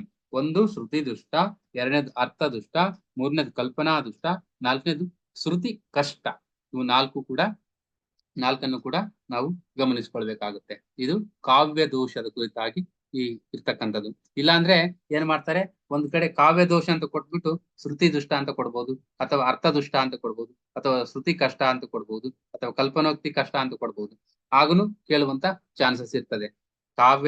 ಇಲ್ಲಾಂದ್ರೆ ಈ ಕೆಳಗಿನವುಗಳಲ್ಲಿ ಕಾವ್ಯ ದೋಷಗಳನ್ನು ಗುರುತಿಸಿ ಅಂತ ಕೊಟ್ಬಿಟ್ಟು ಕೆಳಗಡೆ ಬೇರೆ ಯಾವನು 2 ಕೊಟ್ಬಿಟ್ಟು ಇವುಗಳನ್ನು 2 ಕೊಡುವಂತ ಚಾನ್ಸಸ್ ಇರ್ತದೆ. ಅವುಗಳನ್ನ ನಾವು ನೋಡ್ಕೊಳ್ಬೇಕು. ಓಕೆನಾ. ನೆಕ್ಸ್ಟ್ 17 ಈಗ ಯತಿಗೆ ಬರ್ತಾನೆ. ನಾನ್ ಮೇಲೆ ಹೇಳಿದ್ನಲ್ಲ ಕಾವ್ಯ ದೋಷಗಳು ಇರಬಾರ್ದು ಅಂತ ಹೇಳಿದ್ರೆ ಇವುಗಳನ್ನೆಲ್ಲ ಫಾಲೋ ಮಾಡ್ಬೇಕು ಅಂತ. ಯತಿ ಎಂಬುದು ಉಶಿರ್ವತಾಣಂ. ಯತಿ ಎಂಬುದು ಉಶಿರ್ವತಾಣಂ, ಉಸಿರು ನಿಲ್ಲಿಸುವ ಸ್ಥಾನ. ಯತಿ ಅನ್ನುವಂಥದ್ದು ಇದೆಯಲ್ಲ, ಉಸಿರು ನಿಲ್ಲಿಸಕ್ಕೆ ಬೇಕಾದಂತಹ ಸ್ಥಾನ. ಅಂದ್ರೆ ಯತಿಯನ್ನ ನಾವು ಕಾವ್ಯವನ್ನ ಬರೀಬೇಕಾದ್ರೆ ಯತಿಯನ್ನು ಉಪಯೋಗಿಸದೆ ಹೋದ್ರೆ ಅದು ಕಾವ್ಯ ಒಳ್ಳೆಯ ಕಾವ್ಯ ಆಗೋದಿಲ್ಲ, ಅಥವಾ ಕಿವಿಗೆ ಇಂಪಾಗಿರ್ತಕ್ಕಂಥ ಕಾವ್ಯ ಆಗೋದಿಲ್ಲ. ಹಾಗಾಗಿ ಏನ್ ಮಾಡ್ಬೇಕಂತ, ಉಸಿರು ನಿಲ್ಲುವ ಸ್ಥಾನದಲ್ಲಿ ವೃತ್ತಗಳಿರ್ಬೇಕು, ಜಾತಿ ಪದ ಪದ್ಧತಿಗಳಲ್ಲಿ ಇರ್ಬೇಕು, ಅಥವಾ ಯಾವಾಗಲೂ ಛಂದಶಾಸ್ತ್ರದಲ್ಲಿ ಇರ್ತಕ್ಕಂಥ ಲಕ್ಷಣವನ್ನ ಇಲ್ಲಿ ಅರಿಬೇಕು. ಆ ರೀತಿನಲ್ಲಿ ನಾವು ಈ ಯತಿ ಎಂಬುದು ಉಸಿರ್ವತಾಣಂ ಅನ್ನುವಂತ ಮಾತಿದೆಯಲ್ಲ, ಛಂದಸ್ಸಿನಲ್ಲಿರ್ತಕ್ಕಂತಹ ವಿಚಾರಗಳನ್ನ ಅರಿತು ಕಾವ್ಯವನ್ನ ಬರೆದ್ರೆ ಆ ಕಾವ್ಯ ಈ ಮೇಲಿರ್ತಕ್ಕಂಥ ಕಾವ್ಯ ದೋಷಗಳಿಂದ ಪೂರ್ಣ ಮುಕ್ತವಾಗ್ಲಿಕ್ಕೆ ಸಾಧ್ಯ ಇದೆ ಅನ್ನುವಂತ ಮಾತನ್ನ ಹೇಳ್ತಾ ಈ ಮಾತನ್ನ ಕವಿ ಹೇಳ್ತಾನೆ. ಏನು? ಯತಿ ಎಂಬುದು ಶೀರ್ವತಾಣಂ ಅನ್ನುವಂತ ಮಾತನ್ನ ಆತ ಹೇಳ್ತಾನೆ. ಹಾಗೇನೆ ಮುಂದುವರೆದು ದೇಸಿಯನೇ ನಿರಸಿ ಕಂಡ ಪ್ರಾಸಂ ಅತಿಶಯಂ ಇದೆಂದು ಯತಿಯಮ್ಮಿಕ್ಕಾರ್ ಅಂತ ಹೇಳಿದ್ರೆ, ಯತಿಯನ್ನು ಮಿಕ್ಕಿದ್ರಲ್ಲ, ಆ ಯತಿಯನ್ನು ಮಿಕ್ಕಿದ ವಿಚಾರವನ್ನ ಇಲ್ಲಿ ಹೇಳ್ತಾರೆ. ಯತಿ ದೋಷವಾದ್ರೂ ಕೂಡ ಪೂರ್ವಾಚಾರ್ಯರು ಏನ್ ಮಾಡಿದ್ರು, ದೇಶೀಯತೆಯ ಹೆಸರಿನಲ್ಲಿ ಯತಿ ಭಂಗವನ್ನ ಆಗಿರುವುದನ್ನ, ಯತಿ ವಿಲಂಘನೆಯನ್ನ ಒಪ್ಪಿಕೊಂಡಿರುವುದನ್ನ ಇಲ್ಲಿ ಖಂಡಪ್ರಾಸವನ್ನೇ ಅತಿಶಯವೆಂದು ಅಂತ ಹೇಳಿದ್ರೆ ಶ್ರೇಷ್ಠವಾದುದೆಂದು ಅದನ್ನ ನೆಲೆಗೊಳಿಸ್ತಕ್ಕಂಥ ಕೆಲಸವನ್ನ ಇಂದಿನ ಕವಿಗಳು ಮಾಡಿದ್ದಾರೆ ಅನ್ನುವಂತ ಮಾತು. ಏನು? ದೇಶೀಯನೇ ನಿರಸಿ, ದೋಷವನ್ನೇ ಗುಣವಂತ ಒಪ್ಪಿಕೊಂಡು, ನಿರಸಿ ಒಪ್ಪಿಕೊಂಡು, ದೇಶೀಯನೇ ನಿರಸಿ ದೋಷವನ್ನೇ ನಿಜ ಒಳ್ಳೆಯದು ಗುಣ ಅಂತ ಒಪ್ಕೊಂಡು, ಖಂಡ ಪ್ರಾಸಂ ಅತಿಶಯಂ ಇದೆಂದು ಯತಿಯಂ ಮಿಕ್ಕರ್ ಅಂದ್ರೆ ದೇಶೀಯತೆಯನ್ನ ಹೇಳಲಿಕ್ಕೆ ಬೇಕಾಗಿ ಯತಿಯನ್ನ ಮಿಕ್ಕಿದ್ರು ಅದೇ ಒಳ್ಳೆಯದು ಅನ್ನುವಂತ ಭಾವನೆ ಅವರಲ್ಲಿತ್ತು. ಹಾಗಾಗಿ ಪೂರ್ವಾಚಾರ್ಯರು ದೇಶೀಯನೇ ನಿರಸಿ, ದೇಶೀಯ ಎಂದು ಮೆಚ್ಚಿ ಅದನ್ನ ಏನ್ ಮಾಡಿದ್ದಾರೆ, ಯತಿಯನ್ನ ಮಿಕ್ಕಿದ್ದಾರೆ ಅನ್ನುವಂತ ಮಾತನ್ನ ಹೇಳ್ತಾನೆ. ಅಂದ್ರೆ ಕಾವ್ಯವನ್ನ ಯಾವ ರೀತಿನಲ್ಲಿ ಕಟ್ಟಬೇಕು ಅನ್ನುವಂತ ಮಾತನ್ನ ಹೇಳುವಾಗ ಈ ಮಾತನ್ನ ಕವಿ ಹೇಳ್ತಾನೆ. ಅದನ್ನು ಕೂಡ ನಾವಿಲ್ಲಿ ಗಮನಿಸ್ಬೇಕಾಗ್ತದೆ. ನೆಕ್ಸ್ಟ್ ಬರ್ತಕ್ಕಂತ ಲೈನ್ ಇದೆಯಲ್ಲ, ಪೇಸದೆ ದುರ್ಜನದೊಳಾದ ಪರಿಚಯ ಮಾಡಿಸಿಸಿ ಹಿಡಿಸುವವ ಓಲೊಪ್ಪುವ ಕುಲವಧುವಂ ಅಂತ ಹೇಳಿದ್ರೆ, ಇದು ಕೂಡ ಅರ್ಥ ಶೂನ್ಯ ಮತ್ತು ಇತರ ದೋಷಗಳನ್ನ ಹೇಳ್ಬೇಕಾದ್ರೆ ಕವಿರಾಜ ಮಾರ್ಗಕಾರ ಈ ಮಾತನ್ನ ಹೇಳ್ತಾನೆ. ಅರ್ಥ ದೋಷ, ಅರ್ಥ ಶೂನ್ಯ ಮತ್ತು ಇತರ ದೋಷಗಳು ಅಂದ್ರೆ ಬೇರೆ ಬೇರೆ ಕಾವ್ಯದಲ್ಲಿ ಬೇರೆ ಬೇರೆ ಯಾವೆಲ್ಲ ದೋಷಗಳಿದಾವೆ ಅನ್ನೋದನ್ನ ಹೇಳಲಿಕ್ಕೆ ಬೇಕಾಗಿ ಈ ಮಾತನ್ನ ಹೇಳ್ತಾನೆ. ಏನು ಅಂತ ಹೇಳಿದ್ರೆ, ಪೇಸದೆ ದುರ್ಜನದೋಳ್ ಆದ ಪರಿಚಯ, ಪೇಸದೆ ಹೇಸದೆ ದುರ್ಜನರ ಪರಿಚಯ ಆದ ರೀತಿನಲ್ಲಿ ಮಾಸಿಸಿ ಕಿಡಿಸುಡುವೋಲ್ ಒಳಕು ಕೆಡಿಸುವಂತೆ ಅಂತ ಹೇಳಿದ್ರೆ, ಒಬ್ಬ ಒಳ್ಳೆಯ ಮನುಷ್ಯ ದುರ್ಜನರ ಸಂಘವನ್ನು ಮಾಡಿದಾಗ ಯಾವ ರೀತಿಯಾಗಿ ಆತನ ಕುಲ ಕೆಡುತ್ತೋ, ಅಥವಾ ಆತನ ವೈಚಾರಿಕತೆ ಕೆಡುತ್ತೋ, ಅಥವಾ ಆತನ ಏನು ನಡತೆ ಕೆಡುತ್ತೋ, ಅದೇ ರೀತಿನಲ್ಲಿ ನೋಡಿ ಅದನ್ ಮೇಲೆ ಹೇಳ್ತಾನೆ, ಕಾವ್ಯವನ್ನು ರಚಿಸುವಾಗ ಒಂದು ಸಣ್ಣ ತಪ್ಪು ಮಾಡಿದ್ರು ಕೂಡ ಒಬ್ಬ ಒಳ್ಳೆಯ ಮನುಷ್ಯ ಕೆಟ್ಟ ಮನುಷ್ಯನೊಂದಿಗೆ ಸೇರಿದಾಗ ಆತನಿಗೆ ಹೇಗೆ ಕೆಟ್ಟ ಹೆಸರು ಬರುತ್ತದೆಯೋ, ಅದೇ ರೀತಿನಲ್ಲಿ ಕಾವ್ಯವನ್ನು ರಚಿಸುವಾಗ ಒಂದು ಸಣ್ಣ ಲೋಪಗಳು ಕಂಡು ಬಂದರೂ ಸಹ ಕೆಟ್ಟ ಕಾವ್ಯವಾಗಿ ಪರಿಣಾಮವಾಗುತ್ತೆ. ಹಾಗಾಗಿ ಅಲ್ಲಿ ಕೆಟ್ಟ ಕಾವ್ಯವನ್ನ ನಾವು ರಚಿಸಬಾರ್ದು ಅಂತ ಹೇಳಿದ್ರೆ ಸಣ್ಣ ಸಣ್ಣ ತಪ್ಪುಗಳನ್ನೂ ಸಹ ಮಾಡಬಾರ್ದು. ಒಂದು ವೇಳೆ ಮಾಡಿದ್ರೆ ಈ ರೀತಿಯ ಕೆಟ್ಟವರ ಹಾಗೆ ಕೆಟ್ಟ ಕಾವ್ಯ ಉಂಟಾಗುತ್ತೆ ಅನ್ನುವಂತ ಮಾತನ್ನ ಹೇಳ್ಬೇಕಾದ್ರೆ ಈ ಮಾತನ್ನ ಕವಿರಾಜ ಮಾರ್ಗಕಾರ ಹೇಳ್ತಾನೆ.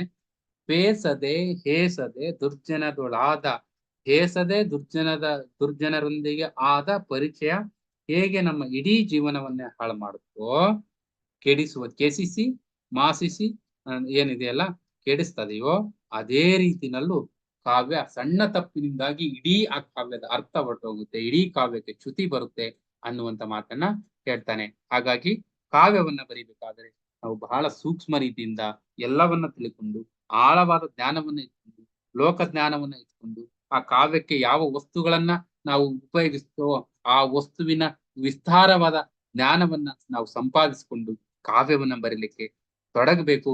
ಇಲ್ಲದೆ ಹೋದ್ರೆ ಆ ಕಾವ್ಯದ ಇಡೀ ವಿಚಾರ, ಆ ಕಾವ್ಯದ ಇಡೀ ಅರ್ಥ ಕೆಟ್ಟು ಹೋಗುವ ಚಾನ್ಸಸ್ ಇರುತ್ತೆ ಅನ್ನುವಂತ ಮಾತನ್ನ ಹೇಳ್ಬೇಕಾದ್ರೆ ಕವಿ ಈ ಮಾತನ್ನ ಹೇಳ್ತಾನೆ. ಓಕೆ, ನೆಕ್ಸ್ಟ್ ಅದಾದ ನಂತರ ಕಾರಕಗಳ ಬಗ್ಗೆ ಹೇಳ್ತಾನೆ. ಕಾರಕಗಳ ಬಗ್ಗೆ ಮೊಟ್ಟ ಮೊದಲೇ ಬಾರಿಗೆ ಇದು ಹೇಳ್ತಾನೆ. ಇದು ನಮಗೂ ಕೂಡ ನಮ್ಗೆ ನೆನಪಿರ್ಲಿ. ಅದಾದ ನಂತರ ಗುರು ಲಘು ದೋಷಗಳು, ಅಂದ್ರೆ ಗುರು ಬರೋ ಜಾಗದಲ್ಲಿ ಲಘು ಬರಬಾರ್ದು, ಲಘು ಬರೋ ಜಾಗದಲ್ಲಿ ಗುರು ಬರಬಾರ್ದು. ಹಾಗೇನಾದ್ರೂ ಬಂದ್ರೆ ಅದು ಗುರು ಲಘು ದೋಷ ಆಗುತ್ತೆ. ಆ ದೋಷದಿಂದ ಇಡೀ ಅರ್ಥ ಸಾರ ಎಲ್ಲ ಕೆಟ್ಟು ಹೋಗುತ್ತೆ. ಹಾಗಾಗಿ ನಾವು ಆ ರೀತಿಯ ಒಂದು ಏನು ತಪ್ಪುಗಳನ್ನ ಮಾಡಬಾರ್ದು ಅನ್ನುವಂತ ಮಾತನ್ನ ಇಲ್ಲಿ ಹೇಳ್ತಾರೆ. ಆ ಗುರು ದೋಷದ 20ನೇ ಲೈನ್ ಇದೆಯಲ್ಲ, ಆ ಗುರು ದೋಷದ ಕುರಿತು ಹೇಳ್ತಾರೆ ನೋಡಿ. ಏನು? ಗುರು ಲಘು ಉದಿತ ದೋಷ ವಿಶೇಷಮನ್. ಮತ್ತೆ ಓದ್ತೇನೆ. ಗುರು ಲಘು ಉದಿತ ದೋಷ ವಿಶೇಷಂ ಧೀರಸತ್ವರ್ ಆರಿದಂ ಗುರಿಗೊಂಡು ವಿಭಾಗಿಸರ್ ಅಂತ ಹೇಳಿದ್ರೆ, ಧೀರಸತ್ವರಾದವರು ಯಾರಾದ್ರೂ ಈ ಗುರು ಲಘು ದೋಷವನ್ನ ಬೇರೆ ಬೇರೆಯಾಗಿ ನಿರ್ದಿಷ್ಟಪಡಿಸಿ ವಿಭಾಗಿಸೋದಿಲ್ಲ. ಯಾಕೆ ಅಂತ ಹೇಳಿದ್ರೆ, ಗುರು ಎಲ್ಲಿ ಬರಬೇಕು ಅಲ್ಲೇ ಗುರುವನ್ನ ಹಾಕ್ತಾರೆ, ಲಘು ಎಲ್ಲಿ ಬರಬೇಕು ಅಲ್ಲೇ ಲಘುವನ್ನ ಹಾಕ್ತಾರೆ. ಧೀರರಾದವರು ಅಂತ ಹೇಳಿದ್ರೆ ನಿಜವಾದ ಪಂಡಿತರಾದಂಥವರು, ನಿಜವಾಗಿ ಕಾವ್ಯವನ್ನ ಬರಿತೇನೆ ಅಂತ ಕಾವ್ಯತ್ವವನ್ನ ಸಿದ್ಧಿಸಿಕೊಂಡವರು ಈ ರೀತಿಯ ಗುರು ಲಘು ಉದಿತ ದೋಷ ವಿಶೇಷಂ ಧೀರಸತ್ವಂ ಅರರಿದುಂ ಉರಿಗೊಂಡು ವಿಭಾಗಿಸರ್. ಹಾಗಾಗಿ ಅವ್ರು ಯಾವುದೇ ರೀತಿಯಲ್ಲಿ ಬೇರೆ ಬೇರೆವಾಗಿ ನಿರ್ದಿಷ್ಟವಾಗಿ ವಿಭಾಗಿಸುವುದಿಲ್ಲ. ಕಾರಣವನ್ನ ನಿಶ್ಚಯಿಸಿ ಒಂದು ನಿರ್ಧಾರ ಕ್ರಮದಲ್ಲಿ ಉದಾಹರಣೆಗಳನ್ನ ಹೇಳ್ತೇನೆ ಅಂತ ಅದೇ ಕವಿರಾಜ ಮಾರ್ಗಕಾರ ಹೇಳ್ತಾನೆ. ಮುಂದೆ ಒಂದು ಉದಾಹರಣೆಯನ್ನು ಕೂಡ ಆತ ಕೊಡ್ತಾನೆ. ಇದು ಗುರು ಲಘುವಿಗೆ ಸಂಬಂಧಪಟ್ಟ ಹಾಗೆ ಈ ವಿಚಾರವನ್ನ ನಾವು ನೆನಪಿನಲ್ಲಿಟ್ಕೊಳ್ಬೇಕು. ಗುರು ಲಘು ಉದಿತ ದೋಷ ವಿಶೇಷಮಂ ಧೀರ ಸತ್ವರ್ ಅರರಿದುಂ ಉರಿಗೊಂಡು ವಿಭಾಗಿಸರ್. ಅವರು ಯಾವುದೇ ಕಾರಣಕ್ಕೂ ಅದನ್ನ ವಿಭಾಗಿಸ್ಲಿಕ್ಕೆ ಸಾಧ್ಯ ಇಲ್ಲ ಅನ್ನುವಂತ ಮಾತನ್ನ ಇಲ್ಲಿ ಹೇಳ್ತಾರೆ. ಹಾಗೇನೆ ಮುಂದುವರೆದು ಹೇಳ್ತಾನೆ, ನುಡಿಗಳು ಯಾವ ರೀತಿಯಾಗಿರ್ಬೇಕು. ಆ ನುಡಿಗಳು ಗುರುಲಘು ಸರಿಯಾಗಿರ್ಬೇಕು. ಗುರುಲಘು ಸರಿಯಾಗಿದ್ರೆ ಸಾಕಾಗುದಿಲ್ಲ, ಆ ನುಡಿಗಳು ಯಾವ ರೀತಿನಲ್ಲಿ ಇರ್ಬೇಕು ಅನ್ನುವಂಥದ್ದನ್ನ ಇಲ್ಲಿ ಮುಂದುವರೆದು ಹೇಳ್ತಾನೆ. ಏನು? ನುಡಿಗಳ್ ಒಡಂಬಲ್ ಅಂತ ಹೇಳಿದ್ರೆ ಉಚಿತವಾದ ಶಬ್ದ ಕೂಡಿ ಬರುವಂತೆ. ನುಡಿಗಳ್ ಒಡಂಬಲ್ ಬಗೆದ ಓಲ್ ಬಗೆಯನ್ ಅಂದ್ರೆ ಉದ್ದೇಶಿತ ಅರ್ಥವನ್ನ, ಬಗೆದ ಹೋಲ್ ಉದ್ದೇಶಿತ ಅರ್ಥವನ್ನ ಹೊಂದಿರುವ ರೀತಿಯಲ್ಲಿ ನಾವು ಕಾವ್ಯವನ್ನ ಅಥವಾ ಉಚಿತವಾದ ಶಬ್ದಗಳನ್ನ ರಚಿಸಿ ಉದ್ದೇಶಿತವಾದ ಅರ್ಥ ಇರುವಂತೆ ಕನ್ನಡದ ಮಾತುಗಳನ್ನ ನಾಣ್ಣುಡಿಗಳನ್ನ ಬೆಡಗಿರುವಂತೆ ಅದರಲ್ಲಿ ನಾವು ಏನಾದ್ರೂ ಕಾವ್ಯದಲ್ಲಿ ಬಳಸಿದ್ರೆ ಅದು ಒಂದು ಉತ್ತಮವಾದ ಕಾವ್ಯವಾಗುತ್ತೆ. ನುಡಿಗಳೊಡಂಬಲ್ ಬಗೆದ ಹೋಲ್ ಅಂತ ಹೇಳಿದ್ರೆ ನುಡಿಗಳ್ ಒಡಂಬಲ್ ಒಡಂಬಲ್ ಅಂತ ಹೇಳಿದ್ರೆ ಉಚಿತವಾದ ಶಬ್ದಗಳು. ನುಡಿಗಳಲ್ಲಿ ಒಳ್ಳೆಯ ಶಬ್ದಗಳನ್ನ ಬಳಸಿದ್ರೆ ನಾವು ಒಳ್ಳೆಯ ಕಾವ್ಯವನ್ನ ರಚಿಸ್ಲಿಕ್ಕೆ ಸಾಧ್ಯ ಆಗ್ತದೆ ಅನ್ನುವಂತ ಮಾತನ್ನ ಕವಿ ಇಲ್ಲಿ ಹೇಳ್ತಾನೆ.